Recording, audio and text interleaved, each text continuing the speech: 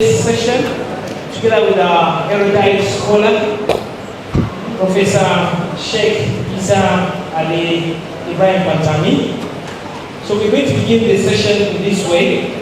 We're going to have a direct Q&A from my side to him for 20 minutes, and then we open the floor for your questions. And now we're going to group you into clusters. So we are going to divide this column into two, and this column into two. So we are going to take the first cluster at the front line, and then pick first 5 people. Then we go to the back end and pick 5 people. Now come to this side and do the same.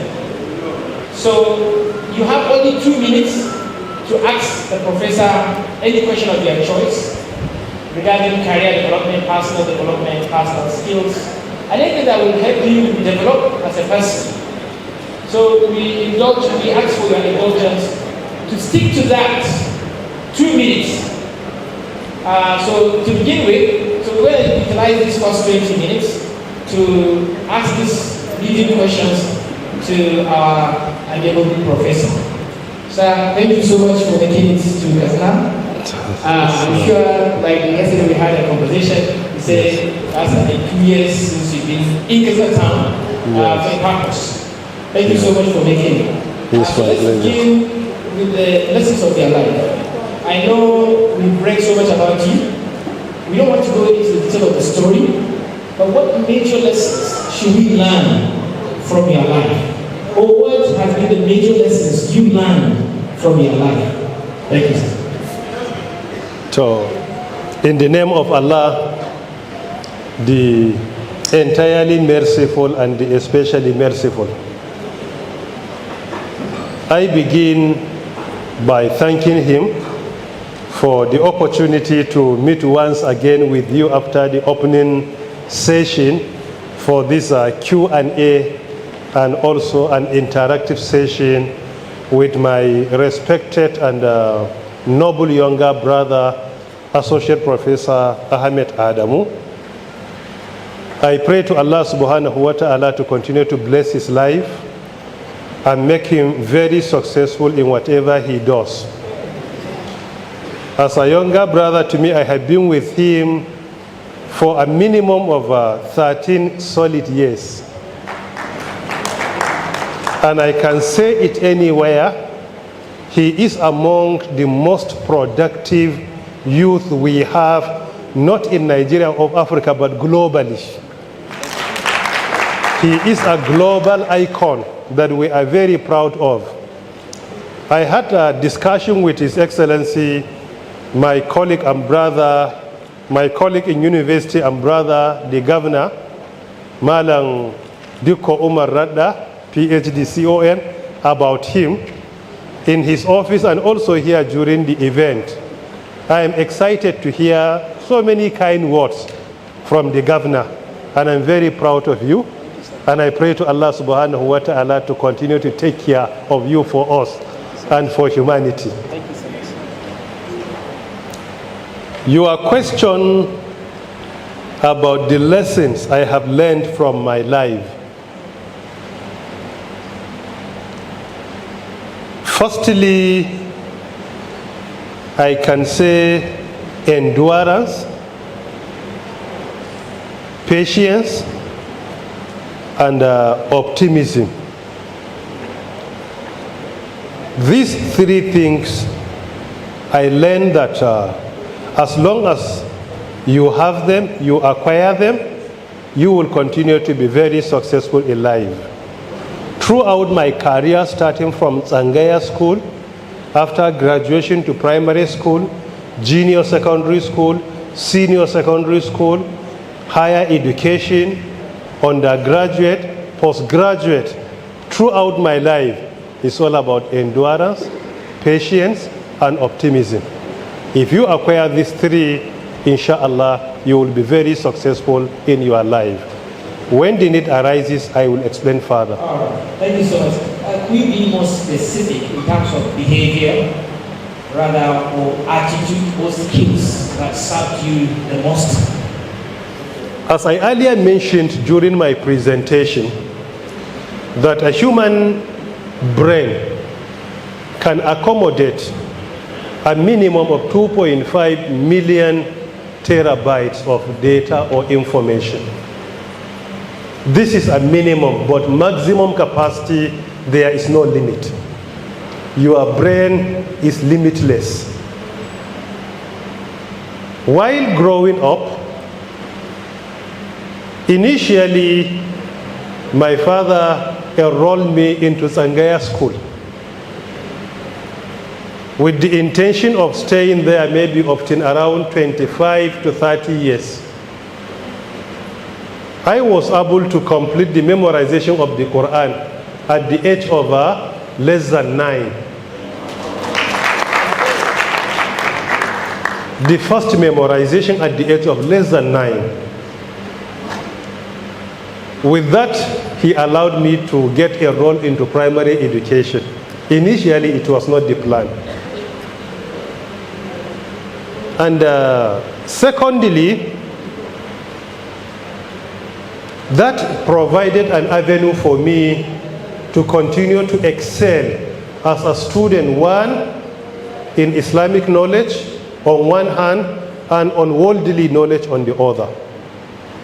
That is why whenever I have an interaction with our friend Professor Ibrahim Makari, one of our chief imams at the Central or National Masjid Abuja, he always addresses me that, Malang, you are two personalities in one body. We have, as he usually says, we have religious scholar in your body, we have an expert in worldly knowledge also inside your body. That is why whenever an issue comes up, I will say, which Pantami? Is Pantami an Islamic scholar or Pantami an expert in computer science? So he always jokes with me in that regard, saying that you are not one personality. You are two personalities in one body. So what I learned in life, that our brain is limitless. Two, Allah Ta'ala has endowed us with capacity that we can excel and become multidisciplinary scholars in our life, the way our forefathers excelled.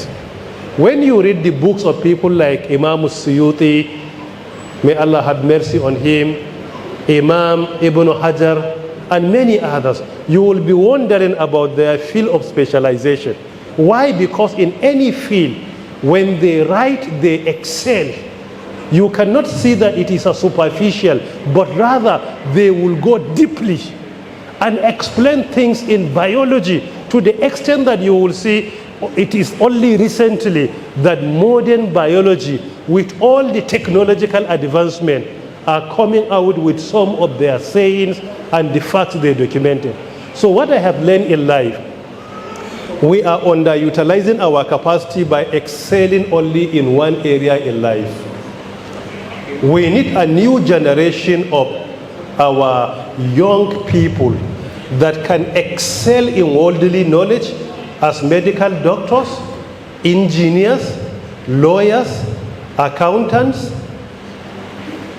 on one hand, and they can also excel religiously as the memorizers of the Quran, expert in hadith, and many more. So we should not limit or underutilize what Allah has endowed us with. We need people that will excel. They know they are left and they know they are right. When it comes to religion, they are experts. When it comes to worldly knowledge, they are experts. So what I learned from what my parents taught me, or the schools they enrolled me, is you can excel and be two personalities in one, or even 3 or 4 personalities in one body, as the case may be. Our brains, our capacity has no limit. Let us not underutilize this. And at the same time, let us excel religiously so that we can know our Lord and worship Him correctly, and also excel in worldly knowledge so that we can fit into this world and occupy any position, whether administratively or educationally or economically or technologically or any Lee you have in your dictionary. Thank you so much. That's very wonderful. Do not restrict yourself to one thing. Do not just restrict yourself to one capacity. You can do so many things in life. And I remember I mentioned in 6 months you can be anything you want to be. Thank you so much, sir. So that what has served you well. Is there anything that you will wish to do differently? Something in your life that you think you wish to go back and do it differently? Something that you wouldn't want to do it the same way you did? Associate Professor, before you ask me this question, I have been struggling to answer it in the last 6 years. And it is one of the unresolved questions I have. Do I have any regret in life? Certainly not. We make mistakes as human beings. And this is part of our creation. No human being is perfect. Secondly, we always learn from experience and our mistakes. So life is about learning process. Saying that most probably you make a mistake last year doesn't mean that you are regretting. At that stage of your life, the decision you have taken was the correct one. So definitely and certainly, I don't have anything significant to regret or to go back in my life and repeat it. I don't have anything. Certainly for now, I don't have it. So all your mistakes and failures were assets? They are assets, and they are the foundation of where I am today. So young people, they should not be deterred by any failure they face at the current time? Failure in life is inevitable. It is inevitable. You fail often, but you stand up and continue until you are successful. So let's get into leadership. You've held the most powerful positions in Nigeria. You are the chief ICT officer of the country. You later became the minister of communications and digital economy, and you've transformed the industry. But none of these positions, you looked for it. You didn't look for any of this. They all came to you as a surprise. So now, what advice would you give to the young people? Are positions to be chased, or do you attract the positions? Do you chase them, or do you wait and attract them? As you earlier mentioned, so far in life, I have never begged for any position in my life. So far in my life, I have never begged. In February 2016, the then president, our father, President Muhammad Buhari, was in Saudi during his official visit to Riyadh. He invited me and I met him in his presidential residence in Medina. After my meeting with him, he asked me to wait for him briefly outside. Then he sent somebody to me, firstly with a token amount of money to give it to my children at home, in dollars. And secondly, he asked me to submit my CV to him. It took me 4 days to submit the CV.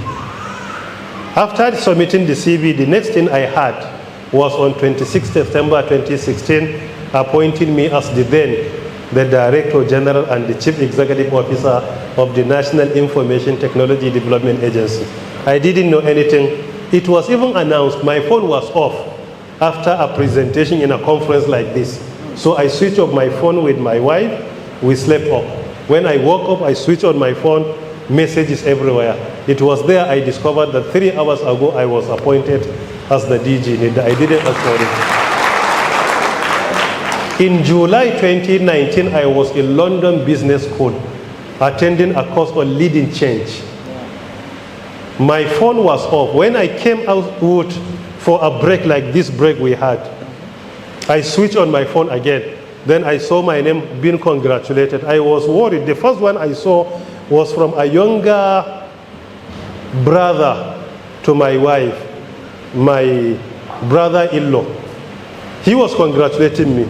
Then I was thinking whether my wife gave birth because she was pregnant at that time. Then I started going through messages. Then I discovered a list of ministerial nominee. From the list, then I discovered my name. I was not aware, I was not informed, and there was no any formal or informal contact from President Buhari to me. There was nothing. I didn't know anything. I didn't know anything. My name was just announced. Recently, I was only consulted by African Union through their African Scientific Research and Innovation Council that my name has been recommended as the co-chairman for the formulation of the first industrial revolution policy for the 54 African countries. I didn't ask for it. I only received a call requesting that I should submit it. University of Medina, I left university for Medina, Nigeria for Medina after my PhD. The same way, initially I didn't apply for it. In the Islamic University of Medina, they established 2 new faculties of technology. And you know, before you live in Medina, you need to fulfill certain conditions. Firstly, you must be a Muslim. Secondly, they needed someone with PhD. And most importantly, PhD either from the United Kingdom or America or Canada is their priority. I fit into these conditions. Number 3, most of their children being enrolled into the faculty as a new one, graduated from Arabic school. They only attend preparatory year for English program. The English is not sufficient for them to learn everything in English. So they need someone to come and support them who can speak English and Arabic fluently. This is what gave me an added advantage, Arabic and English. So because of that, my name was recommended, and I only received a phone call requesting to meet me either in Aberdeen or London or in Nigeria. We had an agreement, and they came and met me, and they offered me the opportunity. My mom was alive then. May Allah be merciful to her. Amen. I said, based on our upbringing, Medina is very dear to me, I said to them. And I believe that it is a privilege for me to live in Medina, the city of our beloved Prophet. However, I cannot take decision without reaching out to my mother. The final decision lies with her. If she says yes, it's yes. If she says no, then I reach out to her. She says, why not? I wish you all the best. Allah ya maka albarka. That was her statement. And I consulted my immediate family. They all endorsed it. They were very comfortable. And I left Nigeria for the International Islamic University of Medina to be the first Nigerian citizen to serve as an academic there, the pioneer one. Alhamdulillah. So if you look at all the opportunities, working at ATVU, I gave an example. I only received a phone call from Professor Mansour bin Dawa from Katsina State, then Dr. Awal Mansour bin Dawa. He had a meeting with late Professor Ladan Shehu, Alhaji Ali Deba, Dr. Abubakar from Lafia Nasarawa State. They met together and said he graduated and left the university. We must bring him back. That is how it took place. They went to our VC, Professor Abubakar Sani Sambo. They presented and said, why not? We need Isa Ali Ibrahim back. So he endorsed it. And they reached out to me, directed me to come to ATBU for documentation. So all the opportunities that so far come to me, I have never begged for anyone. And that is why what is important here, I always remind our younger ones. When you talk to them about personal development, they say opportunities in life is about connection. The only connection you need to be successful is the connection between you and your Lord, Allah subhanahu wa ta'ala. If your connection is effective between you and Allah, Allah is the one that will bring somebody to come into your life and support you. All these people, Allah brought them into our lives to support us. We didn't ask for that. And we are from a very humble background. Very humble background. What my vision in the last 40 years, my vision, I exceeded all of them by more than 500%. Allah knows, coming from Pantami district in Gombe State, our humble beginning Even up to my secondary education, I have never anticipated to even be a commissioner in a state throughout my life. Even to serve as a commissioner is from Allah. Unfortunately, today our youth are sitting down, they say, what you need in life is connection. Which connection are you looking for more than your connection with your Lord?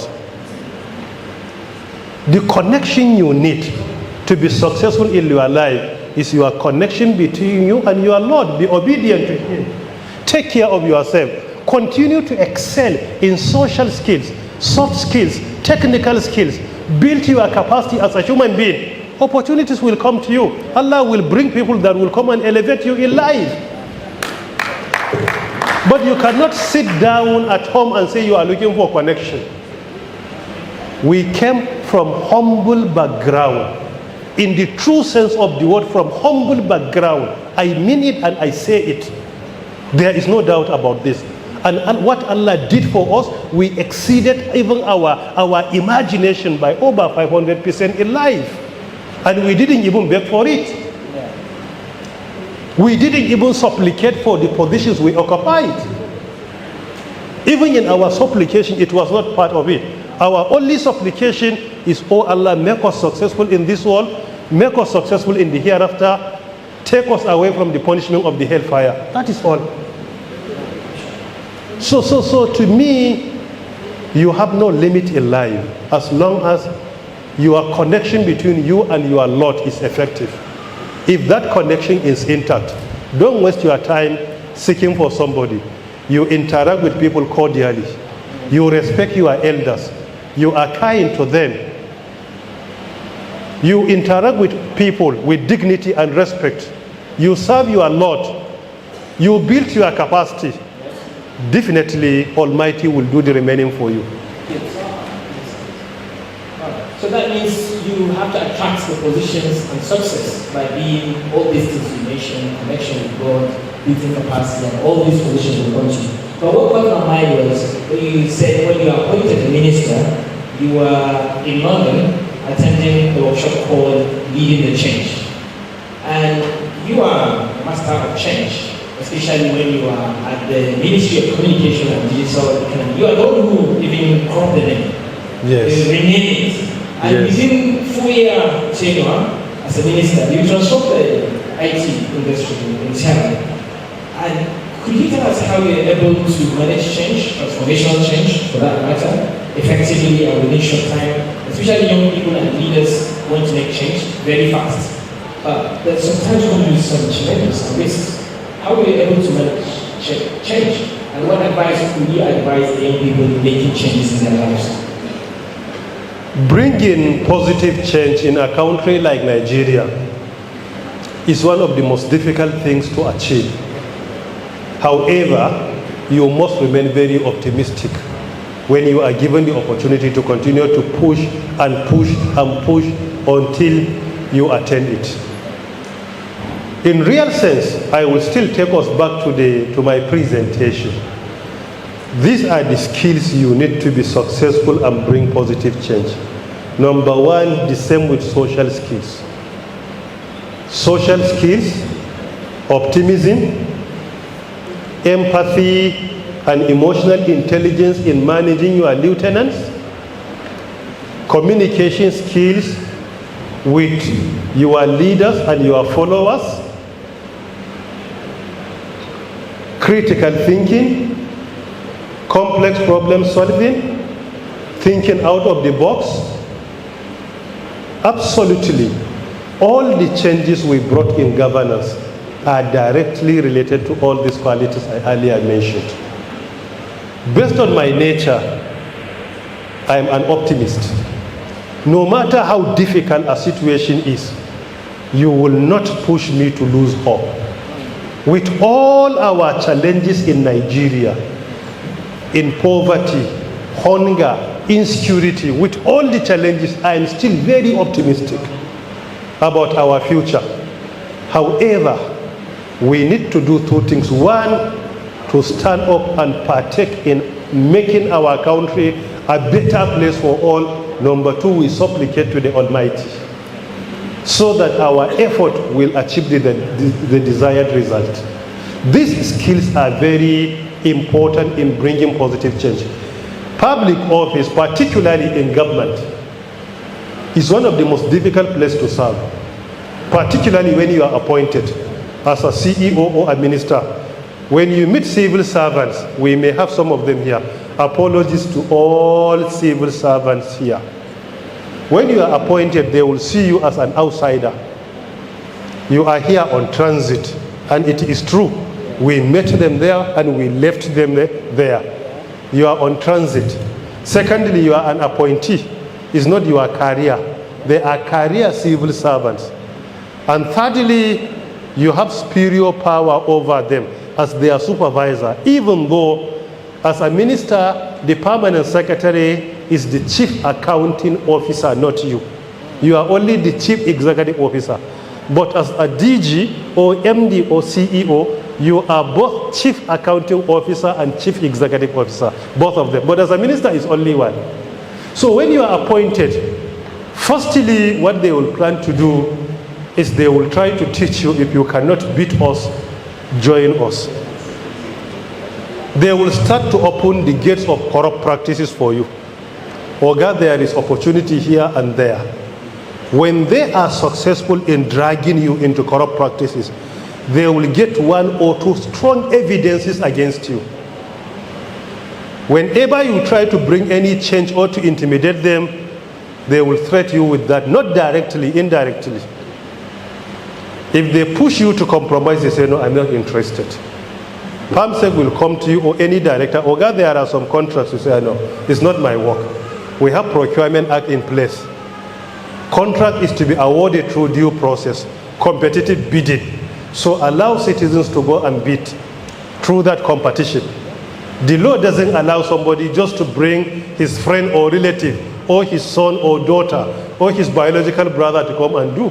When you reject it, you are making their work more difficult for them. When they try all avenues to compromise, they fail to achieve it, then you will earn their respect. When you ask them to adjust, they will adjust. When you ask them to improve, they will improve.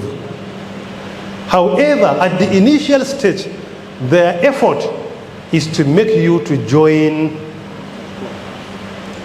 their club. If you cannot beat them, join them. Some of the civil servants in Nigeria are the engine of corruption. They know how to perpetrate and perpetuate corrupt practices. They master it. Only tell them what you want to do. They will come up with the template of how to navigate. And you will navigate it successfully. But when you show to them it's not your interest, you want them to change, then they will comply. Many of them complied with our agenda. They improved. I recall one officer came to my office from southern part of the country. He's not a Muslim. He came to me, he said, Oga, I just come to thank you. I say, what? For what reason? He said, before your appointment, my conscience was telling me that even the salary I was earning was not legitimate and legal to me. I say, why? He said, there was no work to do. Now you improve our capacity. Whenever we come to the office, we have a work to do. When we work, you appreciate, you commend us. You send us for training internationally and locally. We are building our capacity. And now I feel that what I am earning is legitimate and legal for me. And I have peace of mind. And I just come to appreciate you for that. Our instinct, even our inbuilt faith is always telling us to do the right things. And even if we do the wrong, we feel deep inside us that what we are doing is not right. So that is why we need a little push to make the difference. So I strongly believe that if you are appointed in government, the first thing you need to do, make sure you are not willing to compromise. Number two, build your social skills with your team members. so that they can always open it up for you. You interact with them, you communicate with them diligently. You respect them as human beings, not only the hierarchy people occupy, you respect them. You partake in critical thinking. Establish your baseline. What are the indices? You are appointed today. What is the baseline in revenue generation, staff performance, this and that, based on your responsibility? If you establish your baseline, partake in an assessment of your human resources. Do you have the capacity to deliver? If they don't have the capacity to deliver, you can outsource some of them from outside on certain agreements while building the capacity of those within the system so that they can complement each other. Because the difficulty, you can be appointed in government and discover that the team you have in place has no capacity to deliver. And even if they have the capacity, you need to partake in societal reorientation, enhance their discipline. Some of them are not interested in any project of Nigeria because the system is not about that. So you need to partake in their reorientation, to reorient them, to show to them we have no any other country to call our own but Nigeria. It is not about enriching themselves or enriching yourself. It is about making Nigeria a better place for ourselves, for our children, and even those that are yet to be born. So you need to do that and reorient them and also organize capacity building for them. You can hardly find a consultant that will come and present, build their capacity the way you like it. While I was a minister, I was the one building the capacity of my staff in the ministry. I was organizing in-house training where I signed certificates for them about social skills, soft skills, technical skills, performance enhancement, management, and for all the parastatals. I taught the management staff of NCC. For need, I organized training for them, capacity training, NIMSI, Galaxy Backbone, Niche Comsat, NIPOS, all of them. I was organizing in-house training where sometimes I will spend 10 hours in a session try to build their capacity so that we can work together. It's not just about telling them. I was organizing training and at the same time evaluating their performance from time to time. And when I develop a policy, I have a team in place that after every month, I will evaluate the implementation of that policy. If the implementation is successful, there is going to be a commendation. Some of my staff do have personal letter that I sign for them as a commendation to appreciate them. Some of them who fail to deliver, they have some letters of query. Why? Because the way and manner we can query, it is in the same and manner we must commend and appreciate them. Some of them attended many international trainings because of their performance. It's not about taking money and giving them. There are 1,001 avenues where you can encourage your performing staff to do more, because the reward of hard work is more work. So there are many avenues. So in real sense, building the capacity is key.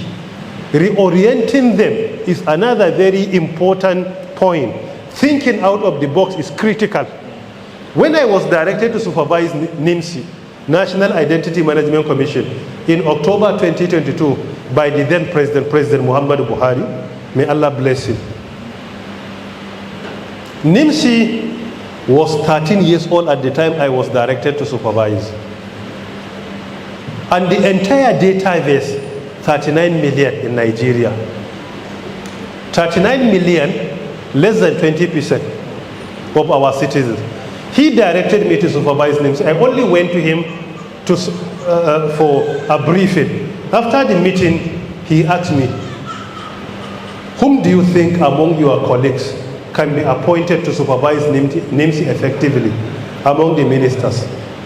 I said, sir, are you talking about relevant ministry or personalities among the ministers? He said ministry, and I gave 2 ministries. He said, what are personalities? And I mentioned one person. He said, why not you? And I remained silent. He said, okay, I will not transfer NIMSI to both ministries or that personality, I will transfer NIMSI to you, and you must do it. And I complied. I was directed to supervise NIMSI. NIMSI had no infrastructure. The few they had were obsolete.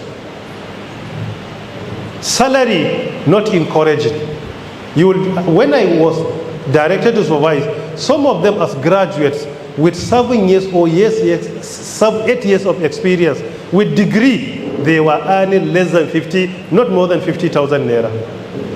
The first thing I did to build their capacity, secondly, to increase their salary. The increase in salary, for the first instance, I increased NIMSI's salary, or I obtained the approval of increasing NIMSI's salary by over 350%. And we introduced a minimum of 3 allowances. Then enrollment, no facilities. Then I lobbied the telecommunication companies. I said to them, you have corporate social responsibilities that you used to give to ministers. I am not interested in that. Take that CSR to NIMSI. Don't give NIMSI money. Buy the facilities they need for the enrollment. And they did so. I inherited 39 million citizens in the database. That 39 was achieved in 13 years, from 2007 to 2020 October. But from 2020 October to early May 2023, I increased the enrollment to over 100 million citizens. Without collecting 1 naira from federal government for enrollment. We achieved over 61 million increase in 2 years, and we inherited only 39 million citizens in 13 years. And in 13 years, with a budgetary provision of enrollment of over 100 billion naira, while we achieved this without a budgetary provision of 1 naira for enrollment.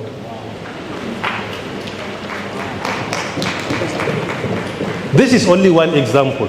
So this is thinking out of the box. You were directed to supervise. You needed money, no money. You needed facilities, no facilities. Staff salary, not encouraging. So my thinking out of the box to lobby for the increase in salary, I achieved it. Enrollment, no money to do that. Let me reach out to corporate social responsibility. Utilize it so that we can get the facilities and enroll citizens. And thirdly, when you say citizens go and enroll, they will not do that. But since we link up the enrollment with NIN and SIM registration, they want to retain their SIM, so they must go and obtain NIN in order to use their SIM. Because if you say go and enroll, they will not do. But when you say it's a prerequisite to retaining your SIM, so they will do it. So they obtain NIN in order to retain SIM. And government now has a database in place, national database. And national database is very important, not only in security, in education, in health, in economy, whatever we do, we need our national database to be in place.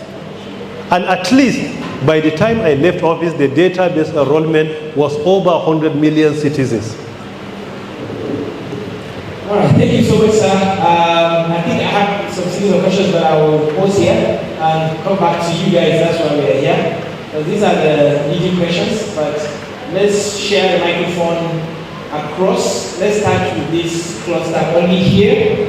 Maybe half of these rows, let's say 10 or 11 rows. So I will give numbers. Yusuf 1. It seems like I know this row. I don't know. Another Yusuf here. Africa. Okay, Yusuf. The second Yusuf. Yusuf 1, Yusuf 2. Africa 3. Doctor 4. And the young lady here 5. So what's the microphone? Number 1, Yusuf, make your question. John, and I am popularly known by TM Yusuf. TM standing for Toastmaster. Okay. I am the Deputy President of Katsina Chamber of Commerce. Okay. And also a managing partner of Blue. Incidentally, I met with Professor last week at the conference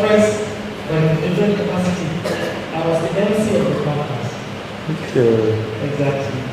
And I was not able to ask my question at that conference when they stopped taking questions. And I think it's good that it's happening and giving me the opportunity again to be able to ask my question. So going straight to the question, Your Excellency, this is a gathering of young professionals, and a lot of motivational talks have been given to push these young people to learn skills, most of which are the skills that they can go and learn online, perhaps maybe YouTube or on e-learning platforms. Excellency, there is a crisis that we have been trying to address, but we feel by your presence we should lend your powerful voice to help us address this kind of issue. Because if you go online, there is no limit, there is no filter, there is no control of the kind of content that you come across when you want to learn something. So a lot of people become victims of motivational gurus that are actually not motivational gurus. So most of the times they follow the wrong direction of becoming successful people. These people, they package how to become successful and they spend a lot of money to promote it. And people buy it out. And most young people in the developing world that are looking to succeed, they fall victims of such kind of schemes. So I thought we should use your voice to speak to this, just so that you direct our colleagues on the record. Thank you very much. It all depends on your area of expertise. If you are within the technology, I will say there are certifications and content being provided by the tech giants. Microsoft certification, for example, is one of the best. And in so many areas you can obtain certifications. We have that of Cisco, certifications of Huawei. When it comes to skills, we have institutions that are providing, like that of MIT, Massachusetts Technology is there online. Harvard is essential. If you are looking for developing countries, the content of Indian Institute of Technology is very apt. So it all depends on your area of expertise or where you want to get the content or what you want to develop. This is what is very important. If you are talking about locally, we have so many speeches and presentations about skills that are relevant in the fourth industrial revolution online. If you go to our channels, there are many contents. Even my younger brother, Associate Professor Ahmed Adamu, he has so many contents of building skills, how to even improve your learning, your memorization, your brain capacity. He has so many. Even yesterday, my wife saw my picture with him. After he left me in the hotel, he posted the picture on Twitter. She saw the picture. Around 2 a.m. this morning, she called me. She said, I watched 2 of his clips. They were inspiring. She was commending him. And she was even asking me that she is interested in following some of his content. So she is at my home as my wife, but commending him. That is how knowledge is. It's universal. It's universal. So there are so many contents. Thank you very much. The next. Sir, what are the opportunities of platform do you recommend for young professionals to connect? Secondly, sir, can you share a unique experience or achievement that shaped your professional journeys? Repeat the first question, please. Sir, what is the opportunities of platform? What are the platforms? Yeah. Or opportunities that recommend for young professionals to connect? Thank you. Yeah, Chef. I testify because February last year, Don Kagel mentioned your name when I was opportunity to be part of the leading change at the London Business School. He saw me listening to your live preaching on Friday through the channel we are using. Yeah. And he asked me, do you know the time I said this? He said, he's one of the best participants we ever had at the London Business School. Thank you. I am honored. Thank you very much. Yeah. So you mentioned something in your speech. Yeah. And you said you moved from 39 million to 100 million entries in the NIMS. And I read in one of your Twitter posts somewhere earlier this year that during your stewardship, you were able to ensure that each and every SIM card can be tracked wherever it is for whatever purpose it is being used. Are you happy to tell us why we are in a situation where people are kidnapped? The same SIM card are being used, but it is not being tracked as adequately as possible. But if you make a mistake of insulting a politician with the same SIM card, in less than 24 hours, you will be facing the challenge. Thank you very much. Today, in and outside office, we are stakeholders in Nigeria. And it is our collective responsibility to support people in government to make Nigeria a better place for all. That is why we are here in Katsina to support the governor, our friend and colleague in academia, and in different states we go in order to support them, because the project is for all of us. Furthermore, I'm not interested in becoming a critic. I'm more interested in becoming a problem solver or a solution provider. That is why whenever I comment, I only comment as a problem solver or a solution provider for those that are willing to solve the problem to use it. Yeah, I mentioned that we achieved over 100 million citizens in our national database through national identity, which is a major achievement. And if you look at the NIMC Act section 26, it is clearly mentioned that obtaining the national identity is obligatory for each and every citizen, whether it will support security or not. And it's important, it's not restricted to only security. For education, for health, for whatever we do as a country, we need national database and national identity. However, my priority when I launched that was to support our security institutions, because in our constitution, security and welfare are the two most essential responsibilities of government, as in our Constitution of Nigeria, 1999, as amended section 14, subsection 2, article B. The security and welfare of the citizens is the primary purpose of government. So we introduced that in order to support our security institutions, even though that was not among the priorities given to me. I was given 8 priorities, but I personally pushed myself to increase the enrollment and come up with NIN and SIM national policy purposely to support our security institutions. Secondly, we sanitized the database. Up to the time we left office, based on the available record presented to me, there was no single SIM on our national platform without being linked to national identity. No single SIM in Nigeria at that time. It was after we left, the database, based on what I had, was compromised.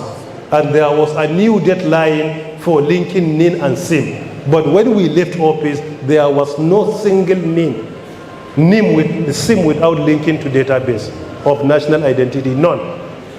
But sometimes when there is a change of government, people use the opportunity to compromise. That is what brought about the new debt, not because it was inherited, but it was compromised when we left. Furthermore, the reason why we insisted while in office is the fact that if your NIN is linked to a SINC, it will guide us to know your identity in person.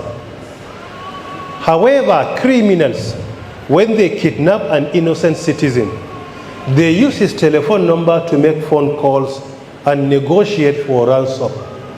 In that regard, the identity will not be useful, because the identity of the kidnap is the one that will appear in the database.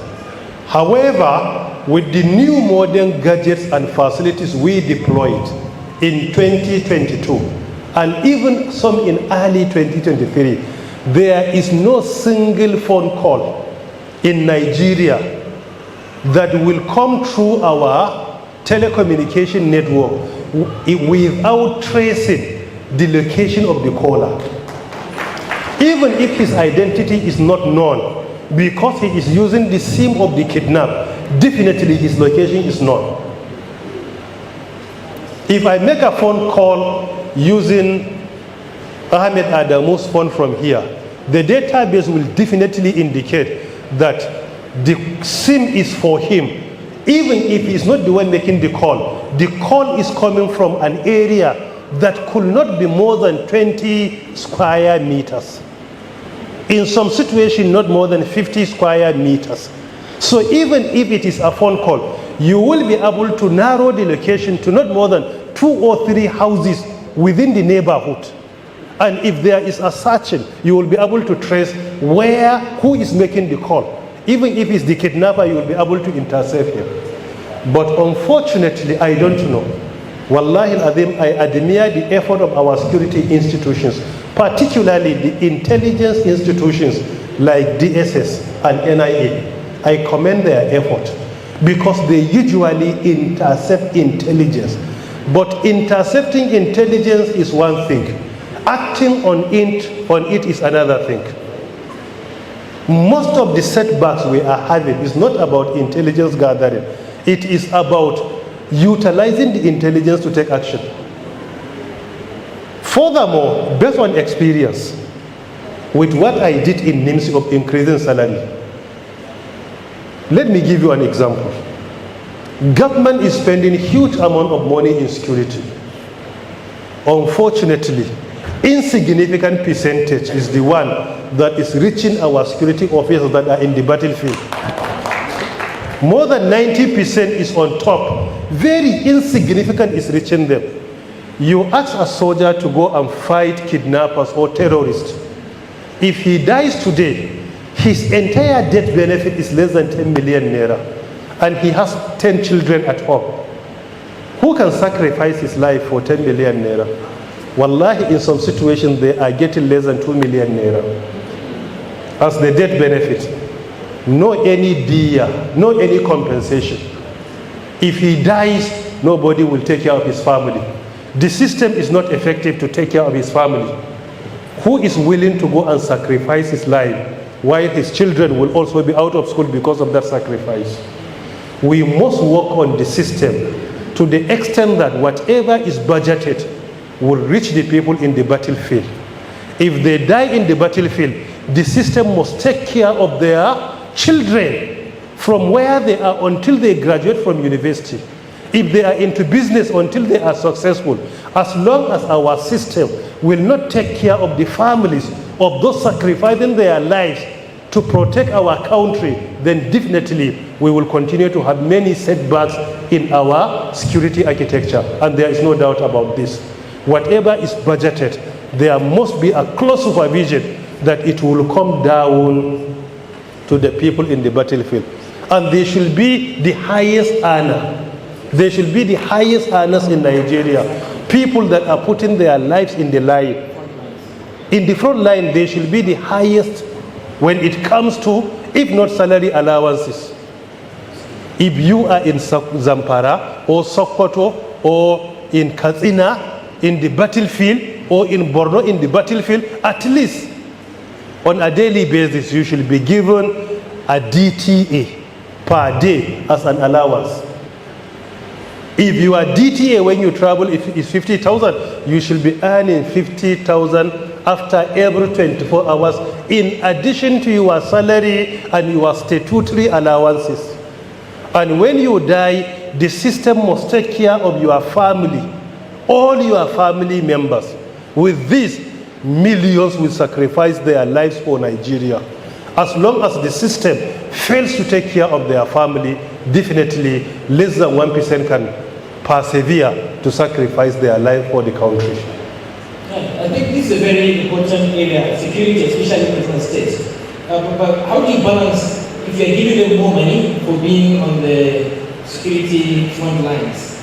crisis areas, but they want that insecurity fabric. Collecting that more salary, more the issue, you cannot partake in any conventional war without timeline. We can say the entire insecurity in the Northwest must be addressed within 90 days. Any officer who fails to achieve it should ceremoniously resign and allow someone to come and take over. That is the reality. If you cannot deliver within time frame, clear the screen, allow somebody to come and take it. Why we see in the developed countries, when there is one security compromise, they will resign, somebody will come. We have to promote. You have 90 days. Either you deliver or you clear the screen. We should not leave it open. And furthermore, if we want to, when we address the security challenges, when the situation is calm, the stability is established, then the next one we will provide more support in proactive measures rather than reactive measures. Proactive measures that will allow stability to be sustained, not fire brigade approach where you react. No, we should be proactive so that the stability will be enhanced and will also be maintained and sustained. And this is very important. Thank you so much, sir. We've finished the first batch of the 5. Let's move to the... Okay, one more. Okay, so the last, the number 5, the first. Closer to your mouth. My name is Hafsa. Hafsa? Hafsa. Okay. Thank you, my daughter. Thank you. I'm currently a student. I'm studying in Federal University from the Department of Radiography. Radiography. Radiography. Yeah. Okay.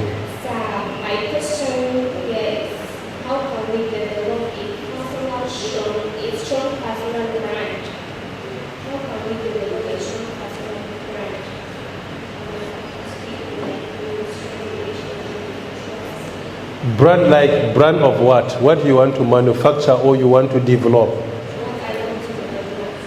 You want to develop something. Okay, thank you, my daughter Hafsa. For an institution, I will give you the following advice.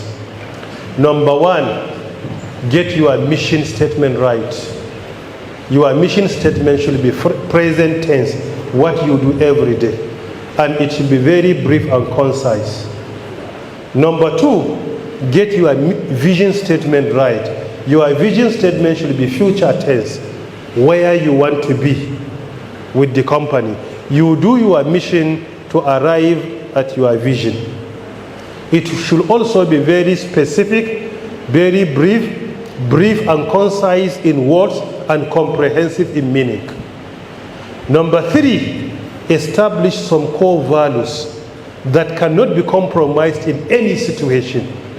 Like if it is customer, if it is a product that you want to sell or services you render, your customer should always be your king. And you should make your core value to include what we call customer centricity. You should be customer centric.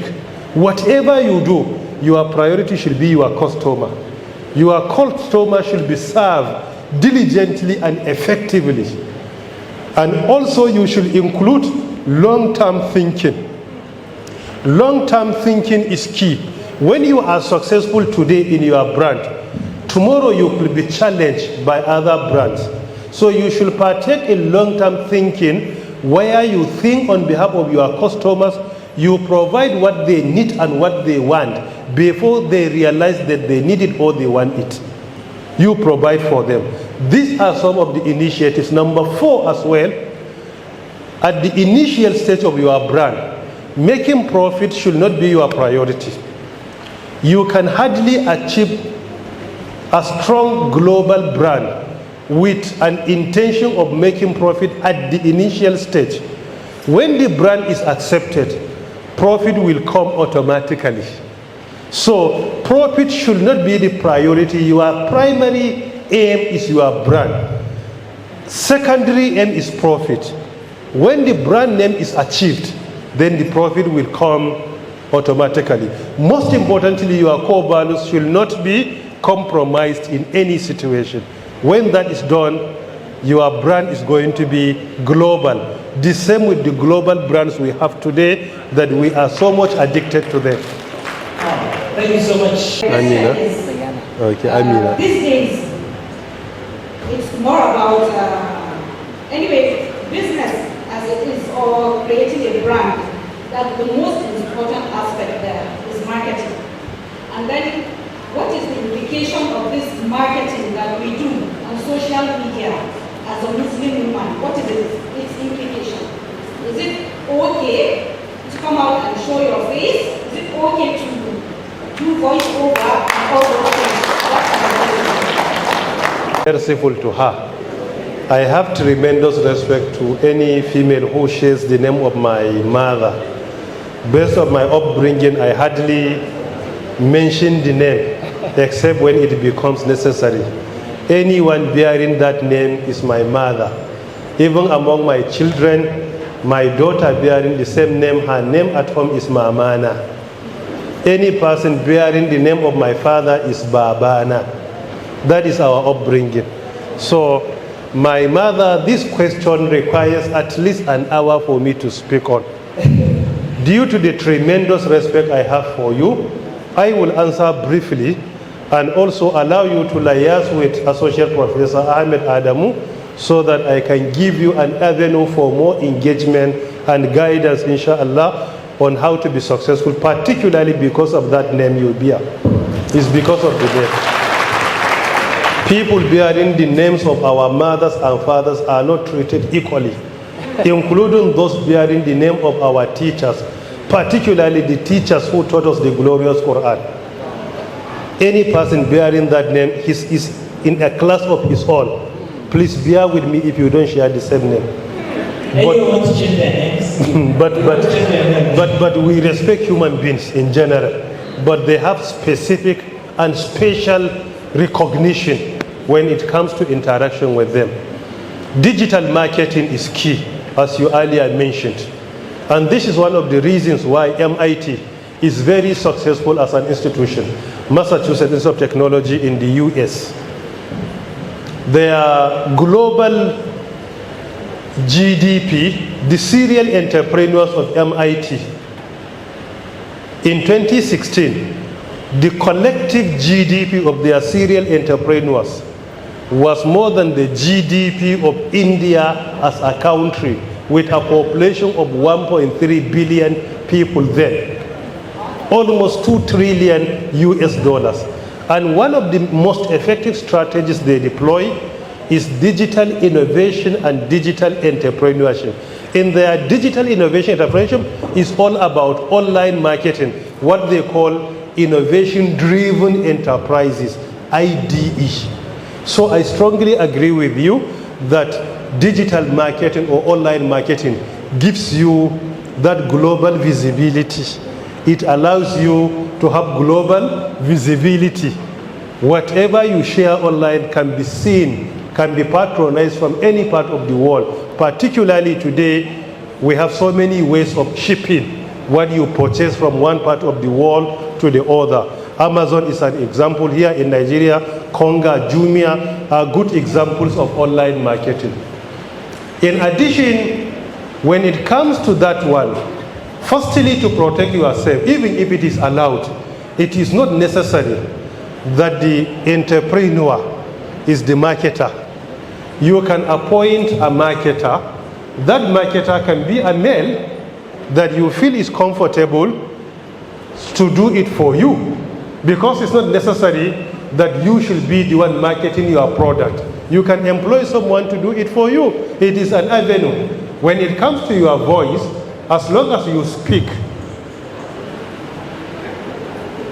morally, there is no problem with that. As long as it is your voice, what is important is to speak decently and morally. When your voice is heard, there is no problem. There are so many instances where females, women used to speak, and Prophet used to listen and reply to their questions effectively. There are so many examples. I am not here for preaching, but just to mentor you. Also, there is an application under artificial intelligence, which is a good example, because artificial intelligence is a branch of computer science that is able to emulate the cognitive functions of human beings. So AI today is being deployed to do online marketing or digital marketing. And there are so many applications of AI online. Some of them are even for free. You can use them and come up with your advertisement. And this will go a long way in making you more successful, sometimes without unnecessarily exposing yourself where you feel uncomfortable. Thank you. Okay, number 2. Why that?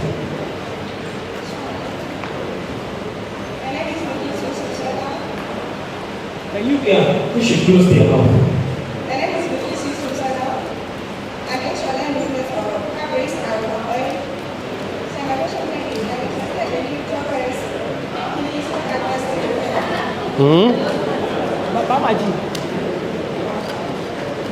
Closer. I'm interested in cryptocurrency trading. Please, what are the best things to do? What are these? She's interested in cryptocurrency trading. What advice could you give her? Common qualities of a successful startup founder that you have seen around, and what can you talk about it for us? Thank you so much. Startup is online. I organized the mentorship program for our young startups while I was the DG NIDA in 2018. It is important to listen carefully. In addition to that, Jeffrey Bezos, the founder of Amazon, was asked the same question, how to be successful when it comes to startup. He gave 3 pieces of advice. Number 1, he said, long-term thinking. 2, customer centricity. Number 3, he said, passion for invention. These are the 3 most important ingredients for a successful startup. If I'm to add on that, I will say also perseverance. Perseverance is very important because you will discover that less than 10% of startups makes it. Less than 10%. More than 90% usually they collapse. So you have to persevere the way he himself persevered for 9 consecutive years without making a profit of $1 until clocking the 10th. Then he made first profit, and after 13 years he became the richest person globally. Without perseverance, there is no way you can attain that feat. In addition, Elon Musk was also asked about how to be successful in the startup community. He mentioned optimism, as I earlier mentioned in my presentation, optimism. In addition to that, he said, big dreams. You should have big ideas, big dreams, and you pursue them. Even if nobody believes in you, you must believe in yourself.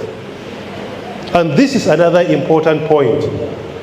Finally, I will recommend a book for you, which has been authored by the pioneer, the emeritus chairman of Cisco by name John Chambers. The book is an important one for anyone working on startup. It has been entitled as Connecting the Dots. Connecting the Dots, authored by John Chambers. It is an important book. You'll discover that he excels in explaining how to be successful in the startup ecosystem. Thank you very much. Thank you so much. Number 5.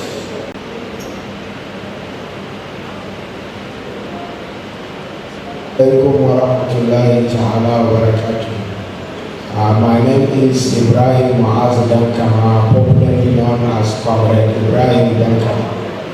So I'm a student from Sustainable Procurement Environmental and Social Standard Enhancement Center of Excellence from Ahmed Bello University, where I am reading MSc in Sustainable Environmental Studies. So my question is, what role does networking play in career advancement, and how can young professionals effectively build their networks? Thank you. Of my grandfather, so I will extend the same courtesy, similar to that of my father. It is an important question with regards to the impact of networking on your career. 20 years ago, up to even 15 years ago, networking was very effective when it comes to career development, among others. However, the influence of networking is being reduced recently. Networking sometimes is what our northern brothers or youth call it sometimes as a connection. They try to explain networking, they say connection. Connection doesn't bring itself to you. You need to network with people. So now, network is being challenged. Networking with others is being challenged by what is called building a cordial relationship. Building a cordial relationship is more effective than networking. During networking 20 years ago, we used to travel for conferences, events, only going around collecting business cards. You collected 40, 50. Today, you are not in touch with any one of them. The aim has been defeated. What is important, instead of networking with many, any event you attend, get a minimum of 1, maximum of 3 people that you will build an excellent relationship with them that can be sustained. It's more important than networking. So whenever you need them, they are there for you. Whenever they need you, you are there for them. So networking is being replaced now by building a cordial relationship, which is also part of our life skills or human skills, or what we earlier called as social skills. You build a cordial relationship with a minimum of 1, maximum 3, meaning that that relationship is something that you can maintain. Reach out to them during certain celebrations. You share happiness and sadness with them. They are not Nigerians. Whenever they celebrate their national day, you reach out to them, they congratulate you. When we celebrate in Nigeria, they reach out to you to congratulate you. So it is important to replace networking with building a cordial relationship with at least a reasonable number, 1 to 3, in each and every event you attend, so that whenever you need them, they are there for you. Definitely, I achieved a lot through that one. If I'm to give you my success story about building a cordial relationship, 3 hours will not be sufficient for me here. Even recently, some of the openings that come to me, which I turn them down because they are contrary to my plan, 3 of them are from building a cordial relationship. So build a cordial relationship. Any event you attend like this one, build a cordial relationship with a minimum of 1, maximum of 3. If you like, you can increase the number. It depends with the quality of your network and the time you have. But 1 to 3 is reasonable. And any event you did, build it with people within your state, outside your state, within your country, outside your country, within Africa and outside Africa. If you build a cordial relationship, that will suffice you. Building that, any country I land, today I will discover that there are people that I built. Today I have an excellent relationship with over 50 countries globally. Over 50. That if I step in, at least I have a vehicle in the airport waiting for me. I have people that can say, okay, let me book a hotel for you. Please let me know your schedule so that we can facilitate it for you. Some places even within the royal families. Some of them within the caliber of prime ministers, serving ministers, people in the private sector globally that are recognized. Some are businessmen. Whenever you go, they will take care of your stay until you leave. And you are not there for them. is because of what? Building a cordial relationship. So far, I visited over 50 countries, even outside Africa. And in each and every country I land, I have people that I can get connected. Through what? Through cordial relationship, not networking. Networking, you save his number. It is only after 5 years you visit him, you visit Ghana, then you recall, okay, we met 5 years ago in somewhere, so let me call him and say that I'm in his country. This is networking. It's not important. Build a cordial relationship that will be sustained. With any demand or without demand is sustained. When the demand arises, they will be there for you. Yes, thank you so much. Ina so in yi tambaya suna ne tuko da san tambaye kuma abu sani na da tambaye Mun san sunanka. to ni ne shugaban ma'aikatar ruwa ta jihar Kaduna kamar da aka ce an yi rikotun su akwai yan information da aka taɓa yi na rikotun kare fitar da zama da ruwa abu da ɗaya tambaya ta kenan amma kuma kafin aji zai yi sakwacin da an saka raba da mustapha na yin security da su an taɓa sace man yawo su fi shagabannin lokacin sabon da zai ke nan yara a wani tashi kuma duk inda aka faɗa da shi saboda wayar da aka gare ta ana sanin ina su to alhamdulillah in ma sun kashe wayar da su kunna su a cikin sun kunna ne to wannan shi ne ya sani a lokacin an yi da su wani dajin gargajiya security suka ce suna nan gobe amma wannan wuri sai lokacin da ya to Allah ya kawo maka shawara. Amin ya rabu ne tambayar nasa. Yana na security ba a fili ake yi ba. Misali ina office a wuraren da security institution suka nemi taimakon mu ta network din kamar yadda ya bada misalin ɗanmu da aka sace Allah ya bayyana.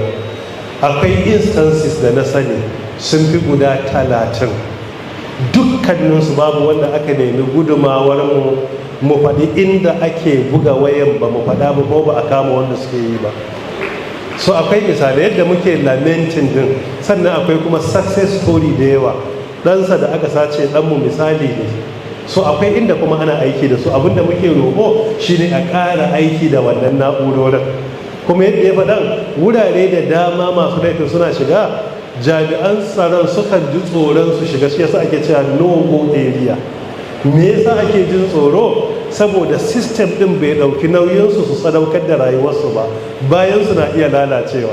So amma inda mun samu system da ko kada su bayan ka ba zai lalace ba hukuma za ta dauki nauyi wallahi azim za ka ga no go area din ya zama go area insha Allah.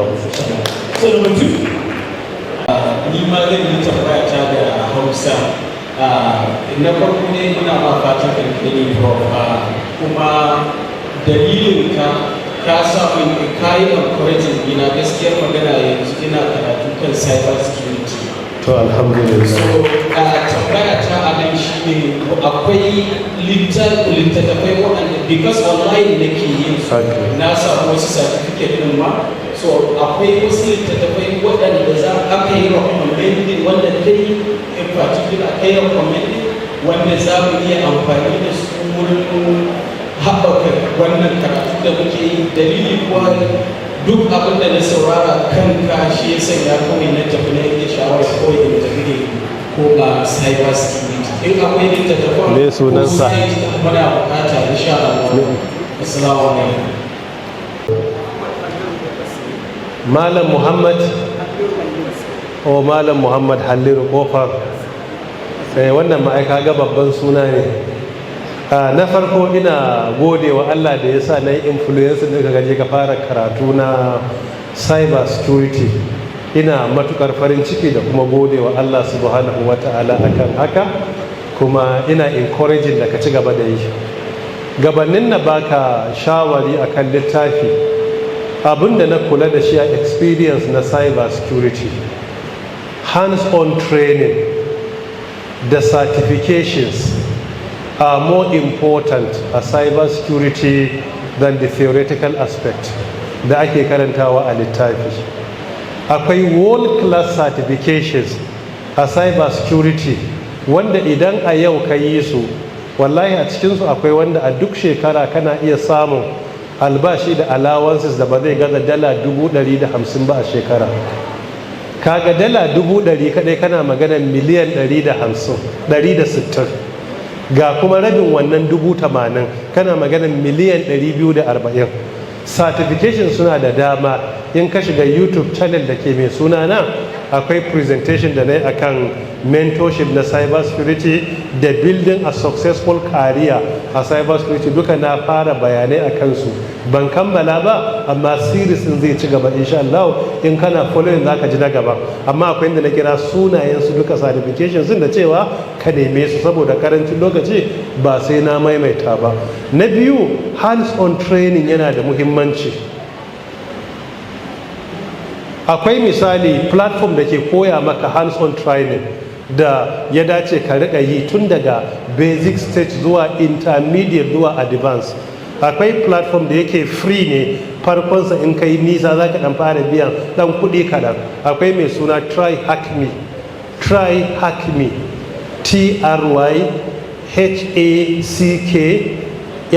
try hack me. Akwai kuma hack the box.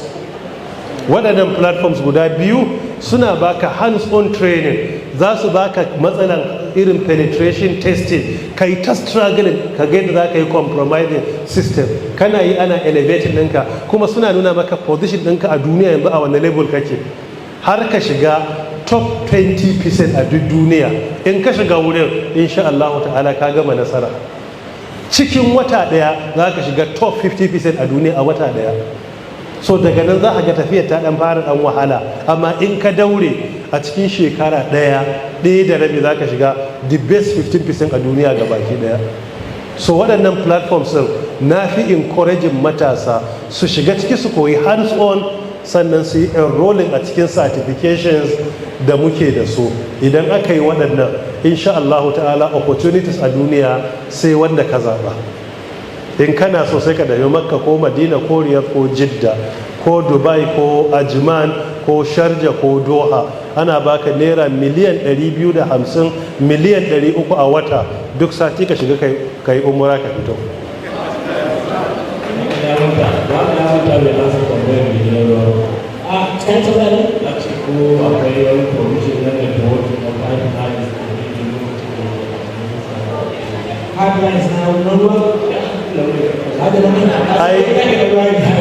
Wato baban amsa ba ne, da ban ji ka ba sai na tambayi shi a social profile, sai ce shi ma bai ji tambaya ba don ba ta fito mana ba. Na dai ji ka kira ma'aikatar ruwa amma ban ji tambayar ba, sai na tambaye shi ma sai ce mun ba wata tambaya da ya ji, kawai yana jin contribution ka bayar. So tambaya din not clear, sai ka maimaita.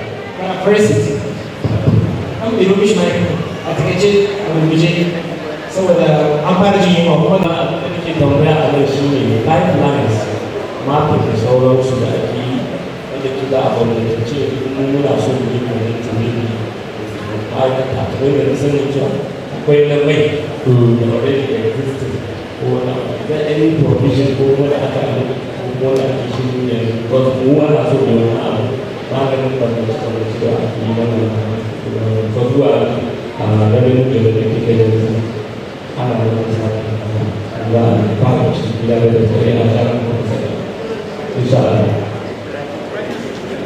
Na'am. Okay, tambayar da tana da muhimmanci akan pipeline na ruwa misali. Firstly, kaman a telecommunication sector while in office akwai wanda mu muka yi, wanda zai ba da provision na muka kira shi the national dick one policy. Shine zama dukkan network na duk wani abin da za a yi na wuta ko ruwa ko telecommunication hanyar ɗaya ne a cikin ƙasa. Na farko zai saving cost, na biyu zai hana vandalization matuƙa da gaske, na uku lokacin da ake gyaran hanya za a iya yin sa safely, na hudu zai taimaka wa gwamnati ta karbi right of way effectively. Akwai right of way da ake karba na ruwa kaman niwa ke karba misali, akwai na hanya kamar federal ministry of works ke karba, akwai na telecommunications da federal government ke karba through ministry of works, state government ma sukan karba. To kaga duk wannan zai sauwaka a national dick one policy da aka yi approving a federal executive council akwai fitar da wannan gabaki daya.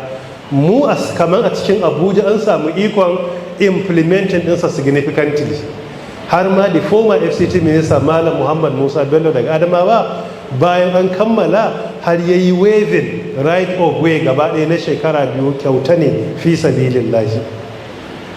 A ruwa ban san wani wanda aka yi na daban da wannan, sai dai na san akwai national dam plan da aka yi.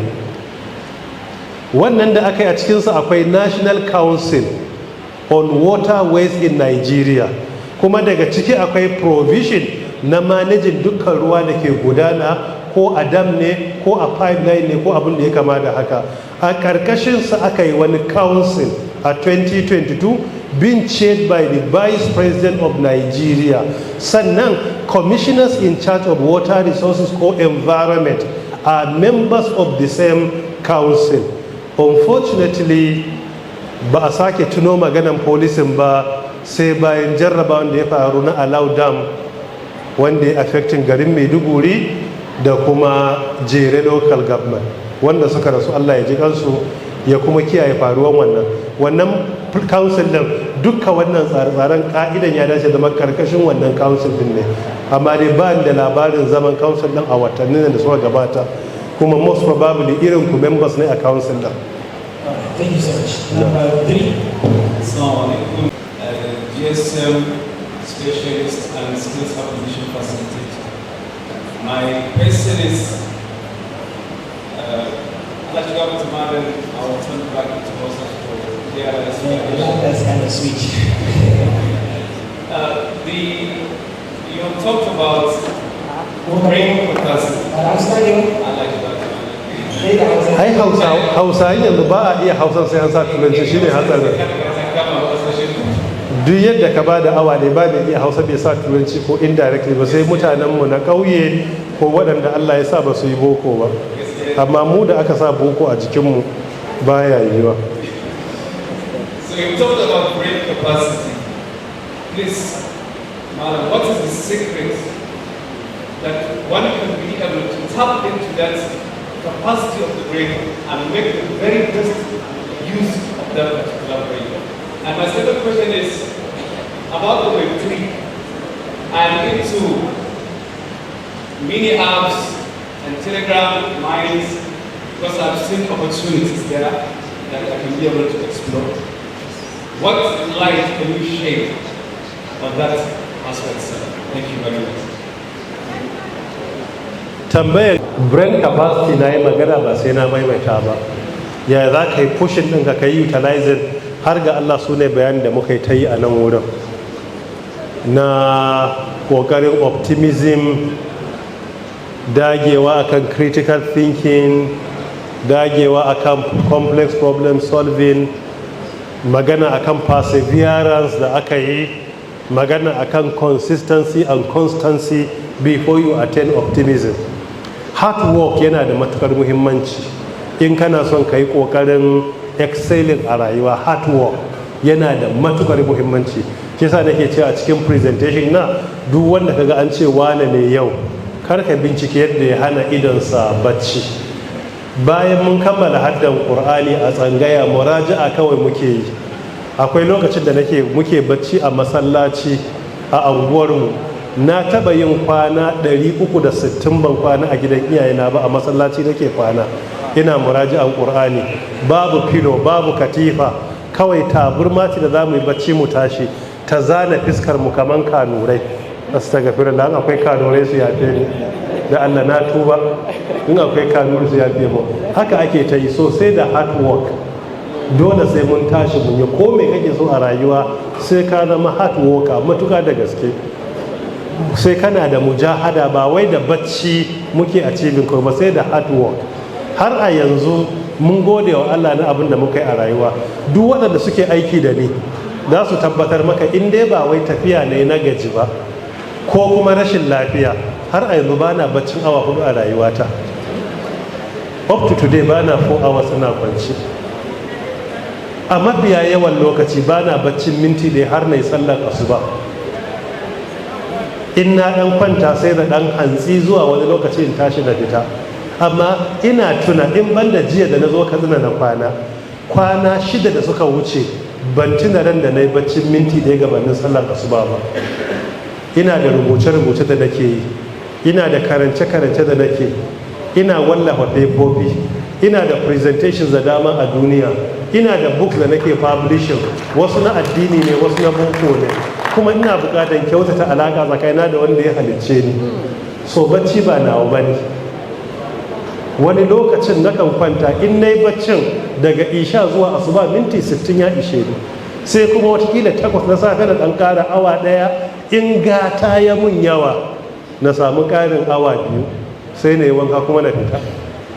So don haka in ban da jiya a Katsina tabbas na yi bacci jiya, amma gabanin wannan kwana 6 da suka rigayi wannan har ga Allah ban san na yi baccin minti 10 ba daga isha zuwa asuba. Misali nake bayarwa. Duka menene har ga Allah personal development yana ciki, sharing din abin da muka yi experience da wasu, rubuta abubuwan da muka fahimta da za su amfanar da 'yan bayan mu su muke yi. Wannan misali kawai na baka. So da haka mutum ya zama mai hard working matuka, duk abin da muka yi kokari Allah zai taimake mu a kai. Na'am. So number 4, that chance at 1 minute each. So I'm a student of Professor himself there. I'm lucky, I'm privileged to be one of his pioneer students when an ICT department was established in our Pocket University. I'm from Nigeria Space Management Agency. Presently, I'm the head of ICT of the World International Airport. International Airport, ko? An sa muku internet dina last year? Yes, sir. To, na san na bada unlimited internet a yanzu. To, alhamdulillah. Even though in our school of thoughts, from where I belong, that's my mentor. He always showed us not to be a critic but a solution provider. But I would want to make it very clear as we go. With due respect to try things and planning. I don't know where I'm from. I'm from the southern part of the Katsina State. I don't make it clear. I'm the first and the most closest person to Prof here. And that's why I'm here. I'm a student, I'm proud one to be here. If you can recall, like 2 weeks ago, like 1 month ago, I walked up to you at the airport. And I approached you. When I approached you, I introduced myself to you, not because of any, I've ever known you, I have any interest in you, but because I cited you on the internet with my prof. That was what made me, or gave me the impetus to say, let me come to you. That aside, I really appreciate you. Prof, one of my questions, or a complaint, not really a complaint, is that you are a friend, aside from being an alumni of my own institution, or where we come from, I think in the world of this hall, I'm white, and I'm proud to be white. You are a friend to our governor, who is also an alumni. He established a lot of programs, agencies that will help our youth.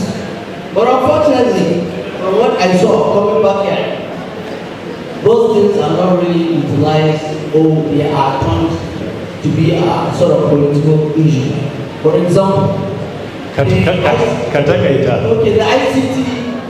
ICT agency he created.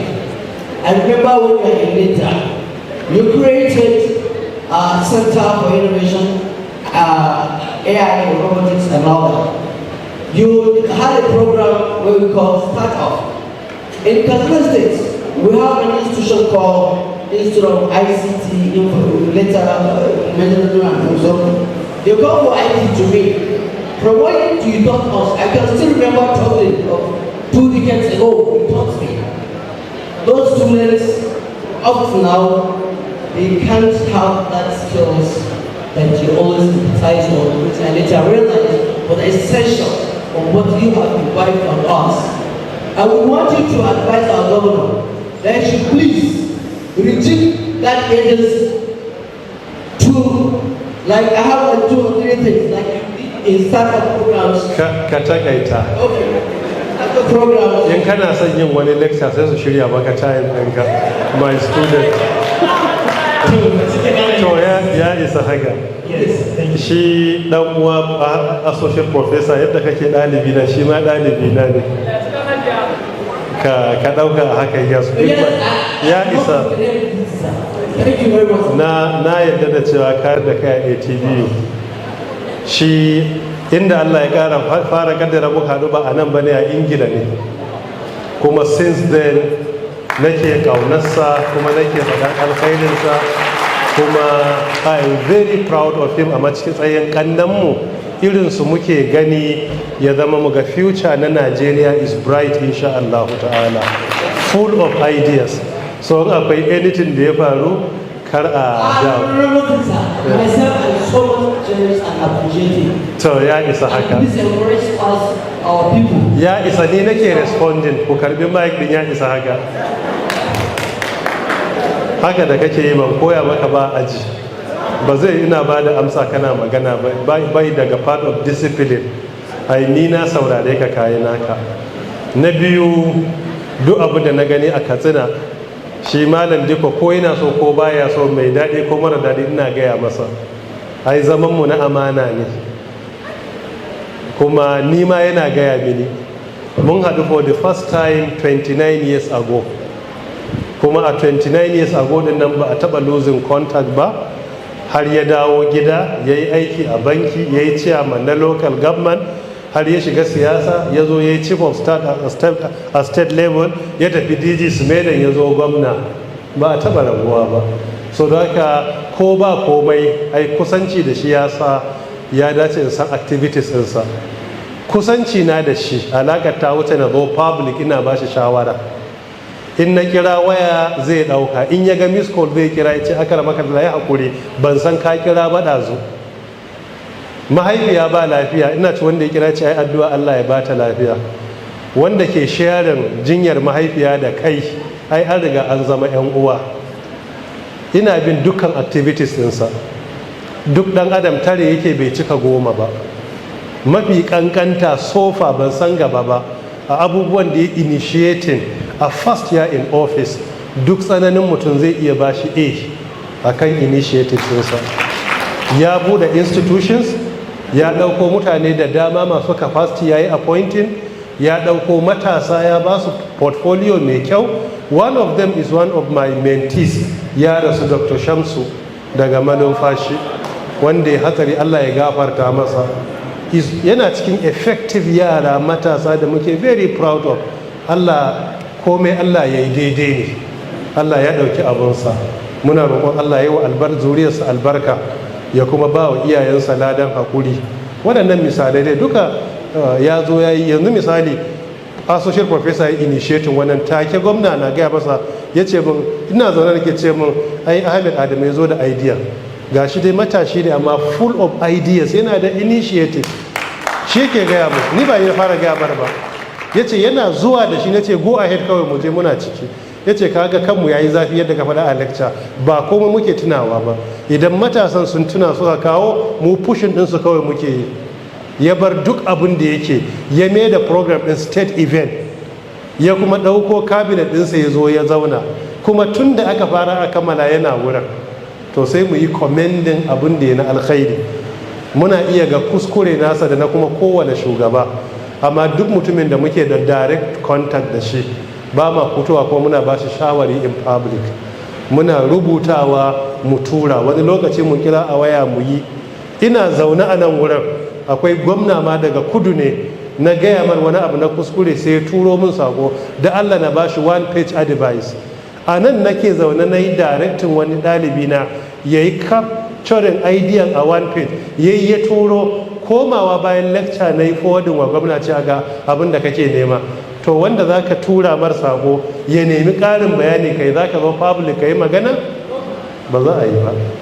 So kuma kowane abu fara ake, gwamna duk yana zuwa, ban ma yi magana da shi ba a lokacin ana sani ban ba shawari ba, na ga yana so ya buɗe jami'a akan technology. Kuma na ga gabanin council ya kira mutane an yi committee a talabijin na gani. Misali da ke baka. So shi leadership ana ɗaukansa mataki bayan mataki. In kana da anything idea a ICT da kake ga ake ba daidai ba ni, ba wai zan ce mar yayi ba, mu a wajen duk in shi yake gwamna, to nima informal gwamna ne, informal one zan iya cewa a yi kuma za a yi, ba area na ba ne.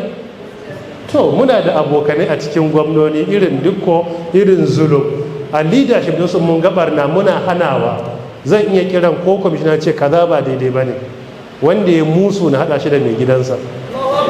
So mu ma informal gwamnoni ne dan abokananmu ke yi, in suka yi nasarar tamu ne, in an samu matsala dukkan mu muke jin kunya. Ke sa so fatan mu ba su shawari, mu musu nasiha, kuma Allah ya sani mu tashi mu yi addu'a a dare, mu yi sallah mu ce Allah ya sa su yi nasara. Saboda kana da abokin yi nasarar taka ne, in ɗaya a cikin mu yi abun kunya duk mu ta shafa. So ba ma fatan wani ya yi felin, duk abin da kake da shi kawo mini a masauki zan ba wa gwamna, wanda kuma na gada ma zan ba da direction sai a yi implementing a Katsina kafin tafi, insha Allah ta'ala. In ka gada ma ka ce ni kabal ne a Katsina, ba san ni ba na kin sunan kabal, shi ba suna ne abun ki ba. A Najeriya ne ake nuna kabal 'yan sharri, amma asalin kabal su ne masu ba da shawari su faɗa a yi. To a Katsina ina ba da shawari a saurara, ina faɗa a ji, ina ba da umarni a bi. In duk ku yi nasara, insha Allah mun yi nasara. Allah ya bashi nasara da kuma jihar Katsina gaba ɗaya da Najeriya gaba ɗaya. Babbar magana. Assalamu alaikum wa rahmatullahi wa barakatuh. Wa alaikum assalam wa rahmatullahi wa barakatuh. Sunana Aliyu Abdullahi Umar, ni ba medical engineer ne a Federal Teaching Hospital da Katsina. Alhamdulillah, ina so in yi wa Prof tambayoyi da ya guje. Tambaya ta farko shi ne, mafi yawancin lokaci za ka samu akwai matasa wanda suka da zaka sosai, suna da basira wadda canza su a gani da ya kamata a ce sun kai wani mataki, amma mafi yawancin lokaci za ka ga ba sa, saboda sun fito daga ƙananan gida wanda ba su da halin da za su iya yin karatu a manyan universities ko da a Najeriya wanda tana a ƙasashen waje, su wannan sai da kofar da wannan capacity nasu ko wannan ƙwararren da su. Kamar ni zai iya baka misali, Prof, ina so in yi karatu a nan medicine, but babu ban ga university da take shi a Najeriya ba, ina ce kokarin wani course? Nano medicine. Nano, okay. So ina ce kokarin in ga wata university zai yi apply da bani scholarship, amma almost kusan shekara 6 kenan duk inda ne za a yi testing ko wani abu ne gaba da haka. So wannan yana da kofar da mutum za a ga yana da wani kokarin da yake so ya kawo a society shi, amma ba zai samu dama ba saboda wannan dalilin. So a ƙarƙashin haka nake so yi Prof shawara ce ba wa matasa irin na. Tambaya ta biyu kuma a guje shi ne, Prof, wanda shawara za ka ba wa matasa waɗanda suke da disabilities ta su ma da su building capacity su da kansu su tsaya da kansu su masu zama abin alfahari a cikin al'umma, saboda su ma a cikin su akwai masu ilimi masu kwakwalwa, amma za ka samu saboda wannan disability na sosai da wani cewa ba sa kai wa kake su wannan su ne jagori na guje a ƙasa ba da To, wa alaikum salam wa rahmatullahi wa barakatuhu. Babana, na farko kasancewar an fito daga gida da yake kaman kalmar da kace karamin gida, kuma ka fassara karamin gidan kana nufin kaman gidan da bai da wadata. Har ga Allah, mu ma da muka taso, ba yayinmu ba, mu da muka taso, iyayenmu kusan sun yi ritaya daga kasuwanci, don ba mu ne manya a gidanmu ba, mu daga cikin ƙanana muke ta kusa da tsakiya. Don haka tun da ba su kasuwanci, ba mu same su a cikin wadata na kuɗi a hannu ba, sai dai kawai an fi karfin me za a ci ko me za a sha. Na biyu, when it comes to matsayi a society na shugabanci, in ka wuce haddan ƙur'ani da gidanmu suke yi, noma da kiwo da kuma sana'a ta hannu da muka gada, mu ɗin ma 'ya'yan talakawa ne, ba mu da komai. Kuma in ka ɗauki mafi 99 cikin 100 shugabanni a Najeriya haka background ɗinsu yake, wasu ma marayu suka tashi. Amma abinda na faɗa shine an fi attaining success through wahala da fiye da attaining success cikin wadata na sa a kashe jiki. nasarar da muka yi a rayuwa sofa 'ya'yanmu ba su yi ba. Me dalili? Don wahalar da muka sha su ba su sha ta ba, kuma rayuwa haka take. So da haka ni abin da ɗauka wannan background ɗin shi ya fi sa a yi nasara fiye da na wadata. Inda tashi na a gidanmu na samu kuɗi ne, zan tafi Saudiya, zan tafi Ingila, ana kai mu Amerika tun muna ƙanana, me zai kai ni tsangaya ne haddan Ƙur'ani? Ba abin da zai kai ni wurin. Me zai sa ka zo kana karatun boko kana na addini? Ba dole ka yi wannan ba. Amma wani lokaci humble background din yana sa ka gane haƙiƙanin rayuwa yayi take, kuma ka rungume ta da daɗi babu daɗi, Allah ya sa ka yi nasara. Na biyu, na ji daɗi na karatu da kake, Allah ya ƙara wa karatunka albarka. Aiki da kake a Federal Teaching Hospital shi ma Allah ya ƙara masa albarka. Area da kake so ka yi karatu babu a Najeriya, sai kuma ka yi thinking out of the box da na faɗa. Yanzu misali zan baka, akwai ɗaya daga cikin yara na da nake aiki da su, ba wai na ce ka yi bane, yana aiki da ni ina DG. Na san akwai time da ya karɓi advance na salarinsa da allowances, ya ci bashi don ya tafi MIT ya yi karatu. Sati uku akwai yaron da na sani ɗan Kano ne, yana aiki a NDA, masters zai je shi, yana ban labarin yadda ya masters. Ya ce min wallahi malam gida na sayar na tafi masters a Turkiya. Da ya je wurin iya can farkon fara sai ji an ce na zo jami'a, sai na kai wasu yara kusan 10 su kuma scholarship na biya musu je su yi karatu. Ya yi ta ƙoƙarin neman kwantar da ni, kafin ya same ni na bar ƙasar ban san damuwarsa ba. Gidansa ya sai je ya yi. Yanzu da ya dawo ya gina gidan, ya mai da shi, Allah ya buɗa masa ya ci gaba da rayuwarsa. Mu kanmu a rayuwa abubuwan da muka yi muka karatu, ka iya cewa wani abun ba haushe na cewa kamar muke cewa wai taron aradu ne da ka, amma idan kai don kai bildin kariyanka sai Allah ya taimake ka. Thinking out of the box ban ce sai da gida ba, ka ga yadda za ka yi linkin research ɗinka da oil and gas industry. Akwai scholarship a PTDF suna ba wa mutane. Dukkan research da ke da alaka da oil and gas ka iya samun sponsorship daga gare su. In ka kana da alaka da academia tun da teaching hospital ne, in akwai relationship da jami'a za ta iya recommending sunanka, TED fund na iya sponsorin mutane su je su yi karatu. Muna da international scholarship da dama a duniya, ya ta'allaka da yadda kai capturing proposal ɗinka kai applying. Openings na scholarship sun fi guda miliyan yanzu. Akwai a Arab world, akwai a Qatar, akwai a UAE, akwai a Saudiya, akwai a Ingila, akwai a America, akwai a oil companies, akwai a medical wurare da dama, har WHO suna ba da wannan. So mutum dole ya thinking out of the box, kar mu takaita zuwa ga abin da za mu iya, mu yi expanding tunaninmu. Idan ba mu samu wannan ba, mu yi making koda ɗan minor shift daga abin da muke so, mu duba wanda suka shi mai favorin mu je mu yi. Ai personal development ba sai kana da certificate ba, za ka iya developing kariyanka, karatunka kaza amma ɓangarenka na aiki kaza. Yanzu gwamnan agric economics muka karanta, ya karanta zama mu da shi a jami'a, amma ya zama DG Smedan. Me alakar DG Smedan da agric economics? Ba direct alaka ba ne. Ya yi chairman na rauka gama, yanzu gwamna ne, ya zama executive kuma administrator, amma ba business admin ya yi ba. So zama multidisciplinary ba kowane abu ne sai kana da certificate na digiri ko MSc ko PhD ba. In dai kana da passion for wannan kuma kana kokari, insha Allah ta'ala za ka yi nasara. Muna roƙon Allah ya baka nasara a duk abin da ka sa a gaba. Thank you so much. So let's go to the last batch. You would like you? Yes.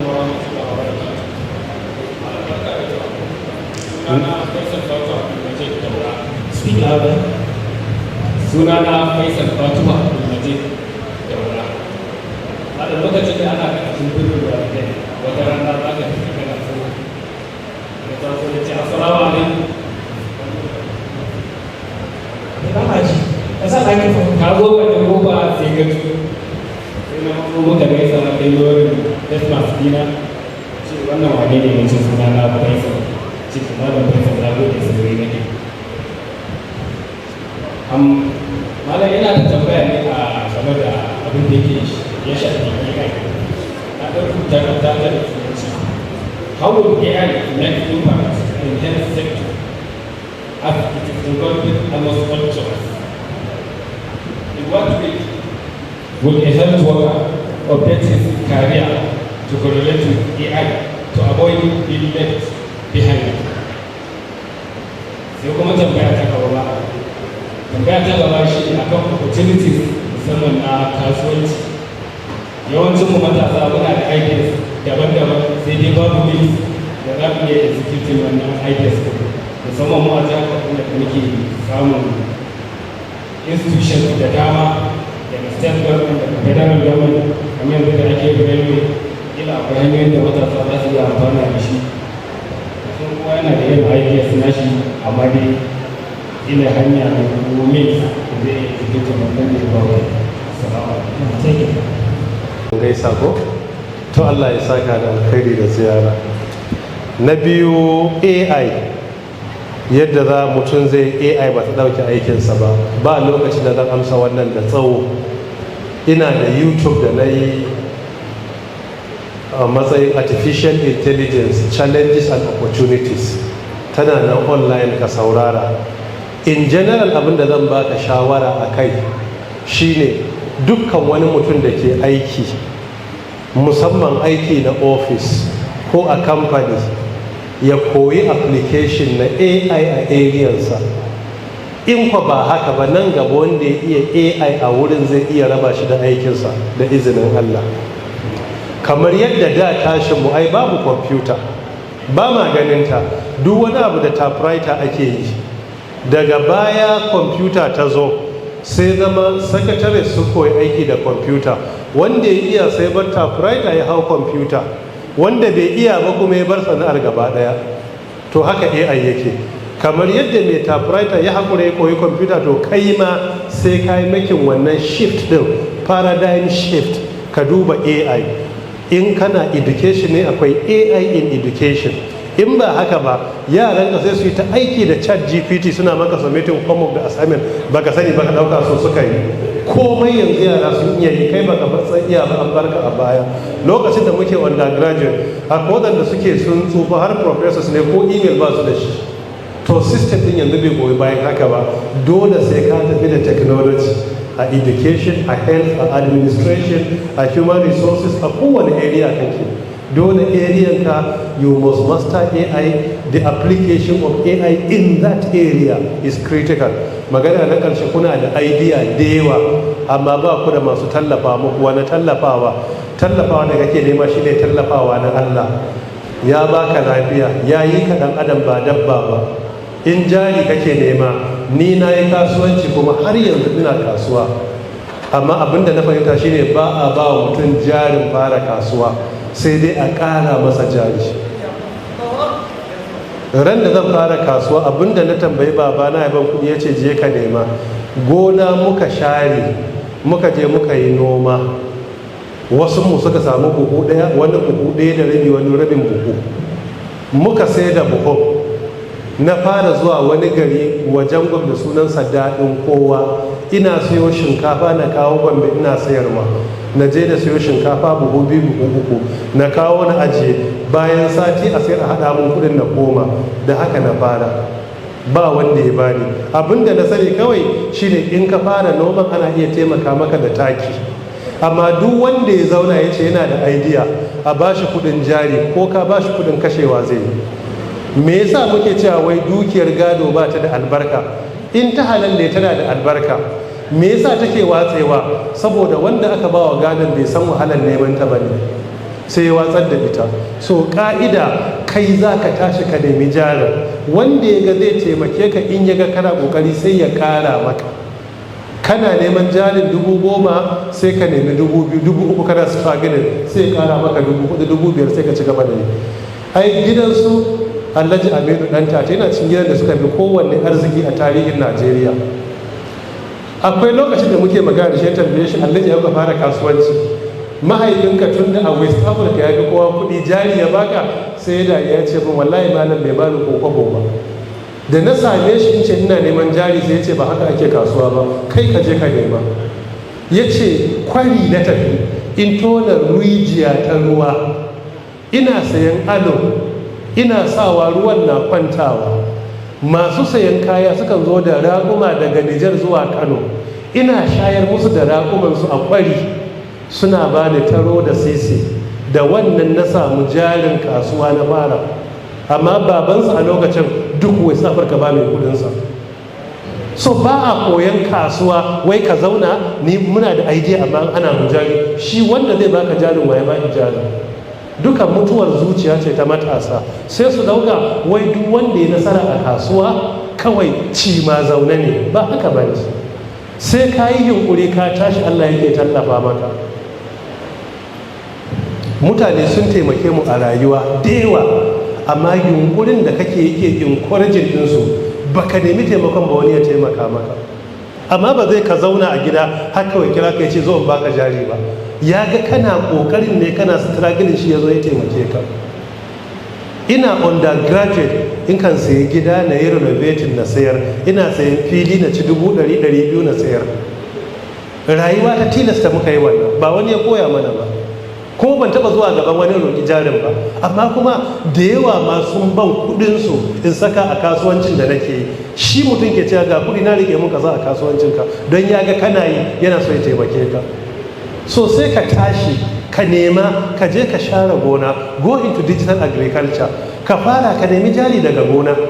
Ran da ka sai da amfanin gona ka shiga kana kokari, Allah zai kawo mutum 1000 suna tallafa maka. Babu wanda ba a taimake shi ba, amma sai kana yi a gani ake taimakonka, ba zama kake karkashin AC a taimaka maka ba. Matasa ku gane wannan, ko babu daɗi zan gaya muku. Allah ya rufa mana asiri. Number 2, quickly. Assalamu alaikum wa rahmatullah. May I also follow ask my question to Hausa. Allah shiga ba kamar tambayar da take shi ne, we are instead cewa ai turanci kuma kake mu, you are inspired, ka ji ka kuma an zabar da kar ka kuskura ka sa kalmar turanci daya. Na'am na'am na'am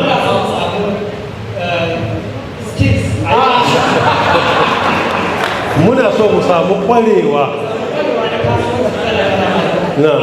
Ittila'in da ke faruwa ba da shi ne, ya za mu iya balansin. Me balansin? Balansin time.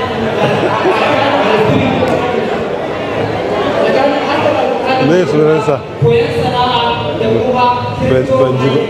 Mata su kasance suna bayan a gida su dora sanwa da koyi. Matashi ya je neman aure a ce ne sana'a ka ya ce bayan ne. To mana wace shawara zai ba mu samu balance tsakanin wancan abubuwan da muke so kuma da suke bukatar lokaci, ko kuma wannan ibtila'i da muke ciki na kirkito mani, wannan shi ne tambaya. Aminu Ibrahim. Na'am? Aminu Ibrahim. Malam Muhammadu Amin, ka ce za ka yi da Hausa kuma ka fara turanci, Hausan ta gagare ka. Abinda na faɗan ya tabbata kenan. A gaba na gaba, manajin lokaci. Ai babu abin da ke da tsada a rayuwar ɗan adam kamar lafiyarsa da lokacinsa. Awa 24 nan idan Allah ya albarkaci lokacinka, babu abin da ba za ka iya yi ba. Dole ka rage lokacin bacci, dole ka rage lokacin wasa, dole ka rage lokacin yawace-yawacen da bai zama dole ba. Ƙur'ani idan ka ɗauka ka ce za ka haddace shi, ko da kullum aya 3 kake ɗauka zuwa guda 5, bayan shekaru za ka zama mahaddacin ƙur'ani, alaramma ko magwani. Duk abin da aka fara insha Allah akwai da za a gama shi inda akwai rai da lafiya. So shawari na gare ka, you have to deploy time utilization. Shine karka yadda kai asarar lokacinka. Na biyu, time management. Ka yi ƙoƙarin raba komai lokaci, akwai lokacin karatun addini, lokacin karatun rayuwa, lokacin zumunci, lokacin neman abinci, lokacin bacci. Na uku, time prioritization. Ka gane abubuwan da suka fi muhimmanci a rayuwarka, ka ba su lokaci, wanda ba dole ba ka watsar da su a yanzu har sai ka gama da wanda suka fi muhimmanci. Fiqhul awlawiyat, dole zama ka gane menene aulawiyya naka, yana da matukar muhimmanci. In kai wannan, awa 24 is more than enough. ka zama mahaddacin ƙur'ani, masanin tafsirin ƙur'ani, wanda ya iya kirawo 'yan ƙur'ani, kuma gogaggen injiniya mai phd a kowane fili. In a akademiya kake har ka kai ƙololuwa dukka awa 24 cikin sauƙi za ka yi a cibin wannan, saboda akwai misalai sun fi guda 1000 a duniya. Crypto mining da kace Allah ya jarrabe ku da shi, ba lokaci mai tsawo na san an mun tambaya a Ramadana a kai na amsa. Ba na daga cikin mutanen da ke haramtar da komai da komai a cikinsa, kuma ina aiki da dama ina tunatar da waɗanda ake tambayansu fatawa, don Allah mu daina gaggawan ba da fatawa kan abin da ba mu da cikakken ilimi a kansa. Na ji wasu sun haramta bitcoin, wasu sun haramta mashi blockchain technology. Irin gaggawan haramta abu da ilimi bai ishe mu ba, wallahi yana cikin dalilin da ya sa dukkan duniyar musulmai ta koma baya a technology. Europe fa sun ci gaba a technology ne a first industrial revolution shekara kamar ka ce 300 da suka wuce, amma mu duniyar mu na ci gaba a technology sama da shekara 1000. Ka je ka duba irin gina pyramids da aka yi a Egypt, a Giza. Ka je ka duba ci gaban technology a Spain, biladul Andalus, shekara 700,000 da suka wuce, a irin Granada, Cordoba, irin Sevilla, irin Mallorca, irin Cadiz. Kaga ci gaba, gabanin Europe ci gaba, duniyar musulmai sun ci gaba mai tsanani sama da shekara 1000. Amma meme da mu baya shine gaggawan ba da fatawar haramtar da ci gaba, ilimi bai ishe mu ba. Wallahi wannan shi yasa ijtihadin technology mai da muslim wal baya gaba dai shine, maimakon mutum bai da ilimi akan, yanzu akwai wanda najiya yayi rubutu ya haramtar da bitcoin da sauransu, amma cikin rubutun sai yake maganan wai naira ma wai bitcoin ne. Naira, ka duba rashin sanin abu, baka san abu ba amma ka sa kanka a ciki. Wannan shine babban hatsarin da muke ciki. Kuma wai wanda yake so ya sani, maimakon ya nemi experts a duniya a blockchain technology su yi bayani, muna da phd holders, muna da experts, sai mutum ya dauko wani yaro da ke mining, wai sai a kawo gaban jama'a shi zai bayani. Yanzu za ka dauko kawai wanda ya bude Facebook page yana posting ya maka bayanin digital marketing ko ya maka bayanin Facebook? Ba za ka nemo wanda ke kamfanin Facebook ya yi ba? Ka yi adalci kawai daga wanda ya buɗe face shi ya zama expert? Sai a kawo wanda zai bayani shi ma bai san me ake yin ba, wai sai a ce maka wai mining danna-danna ne. Mining ba danna-danna ba ne. Asalin mining a technology shine finding solution na abin da ba a samu ba, shine abin da ake a mining. Amma sai a ce wai danna-danna, sai a ce to 'yan danna-danne. Wallahi ba daidai ba ne. A farkon fitowar rediyo da ka sani a kunna a ƙasar Saudi Arabia an haramtar da shi, an ce haramun ne. Malamai sanda so kai matakin da ana saukan ƙur'ani a masallaci akan kar Allah ya sa rediyo ya shigo garuruwansu. An taba zuwa gindin antena na rediyo ana karanta ƙur'ani ana addu'a Allah ya sa abun ya lalace, suka ce sihiri ne. Har sanda aka ɗauki manyan malamansu aka kai su inda ake broadcasting labarai, suka ga me yin, suka kuma ji ana sauraro, sai suka ce ashe ba sihiri bane, ashe fatawar da mun yi kuskure. Fitowar satellite station da yau muke da Sunna TV, muke da Al-Irshad, muke da Manara, muke da Africa TV, muke da Wisal, muke da Al-Qausain, ga sunan da dama ana koyar da addini. Shekara 30 manyan malaman Saudi sun ce satellite a gidanka haramun ne, kuma suna rubuce, kuma suna cikin fatawar lajina a yanzu. Akwai wanda ke fatawar a yanzu? Saboda da kawai abin da suka gani ana nuna tashoshin turai, to yanzu addini ya koma ciki ana koya. Me kuma ba su bambance, sai ka ce kawai haramun ne sashi a gida. To yanzu akwai tashar ma da 24 hours kira'ar Qur'ani ake, limancin haramain ma kana kallo. To yanzu an da an warware fatawar. To wannan shi ya kashe Muslim world, yawan gaggawan haramtar da duk wani abu gabanin a fahimce shi. A yanzu abin da muke ciki da yawa an haramtar da ababe nawa ne aka haramtar da, ba a gane shi kansa hoto ba, sai mutum ya ce maka wai bidiyo halal ne amma hoto haramun ne, saboda bai san technology ba. Da video camera da hoto abu ɗaya ne. Hoto da ake kyasa dauke ka daya, video camera within 1 minute zai iya capturing images 40 da yan kai, wani 20 da yan kai, wani 60 da yan kai. To hoton ne ake jajjona shi da juna, shine yake zama bidiyo din. Amma sai mutum ya ce maka hoto haram ne, bidiyo halal ne. rashin fahimtar ma na'urar kanta gaba ɗaya. To ni shawari na shine duk abu na ilimi na ci gaba don Allah, in ilimin bai ishe mu ba, mafi kankanta mu yi tawakkufi, mu yi putin fatawa on hold har sai ilimi ya wadata.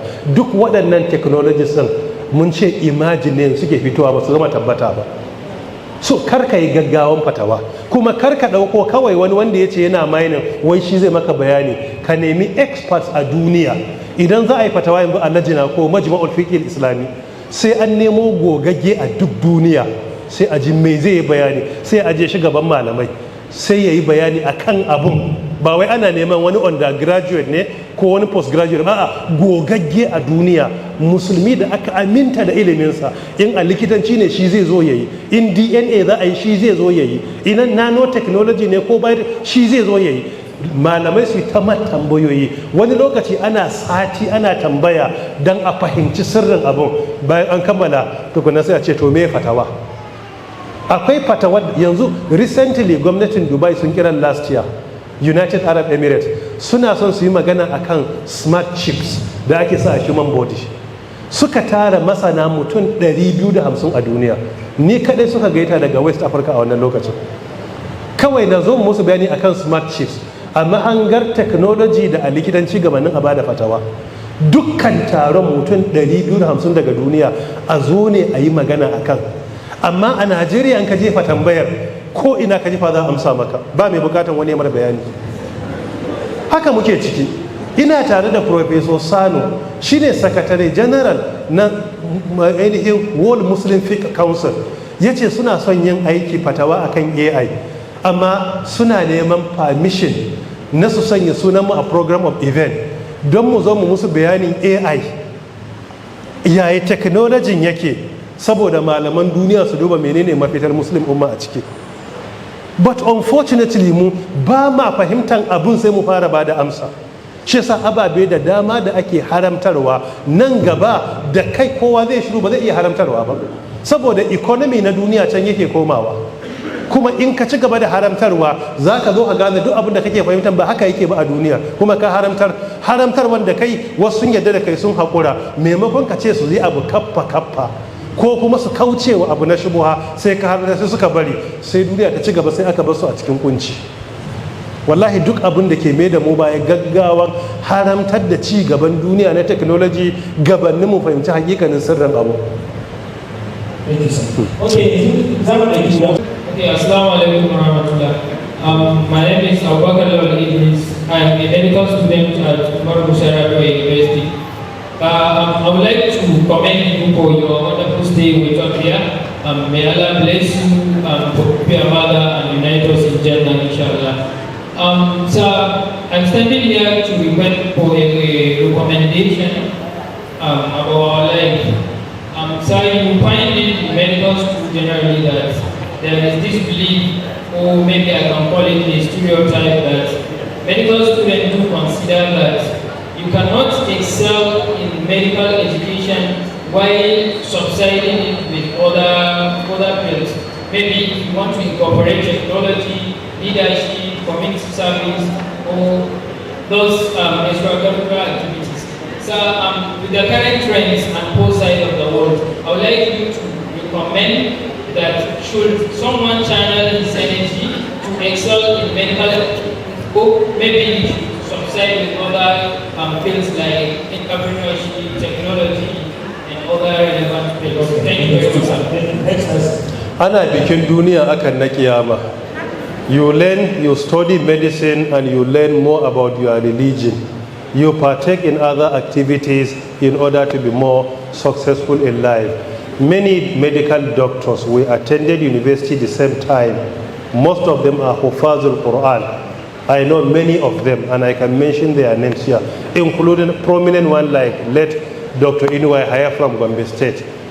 Medical doctor, Hafizul Quran, among many others. And there are so many examples. Even among my mentees, I had many that are medical doctors and they excel in their endeavor in life. My first daughter is a medical doctor and she is into other activities. So what is the problem?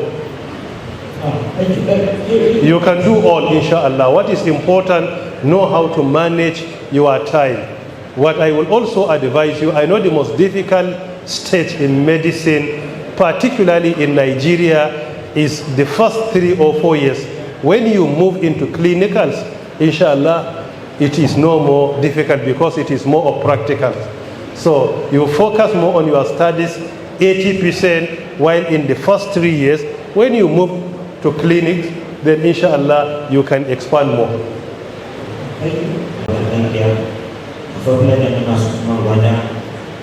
A student from Federal University of Zama, Department of Computer Science, Faculty of Computing. I have 2 questions, sir. Faculty of Computing. Okay.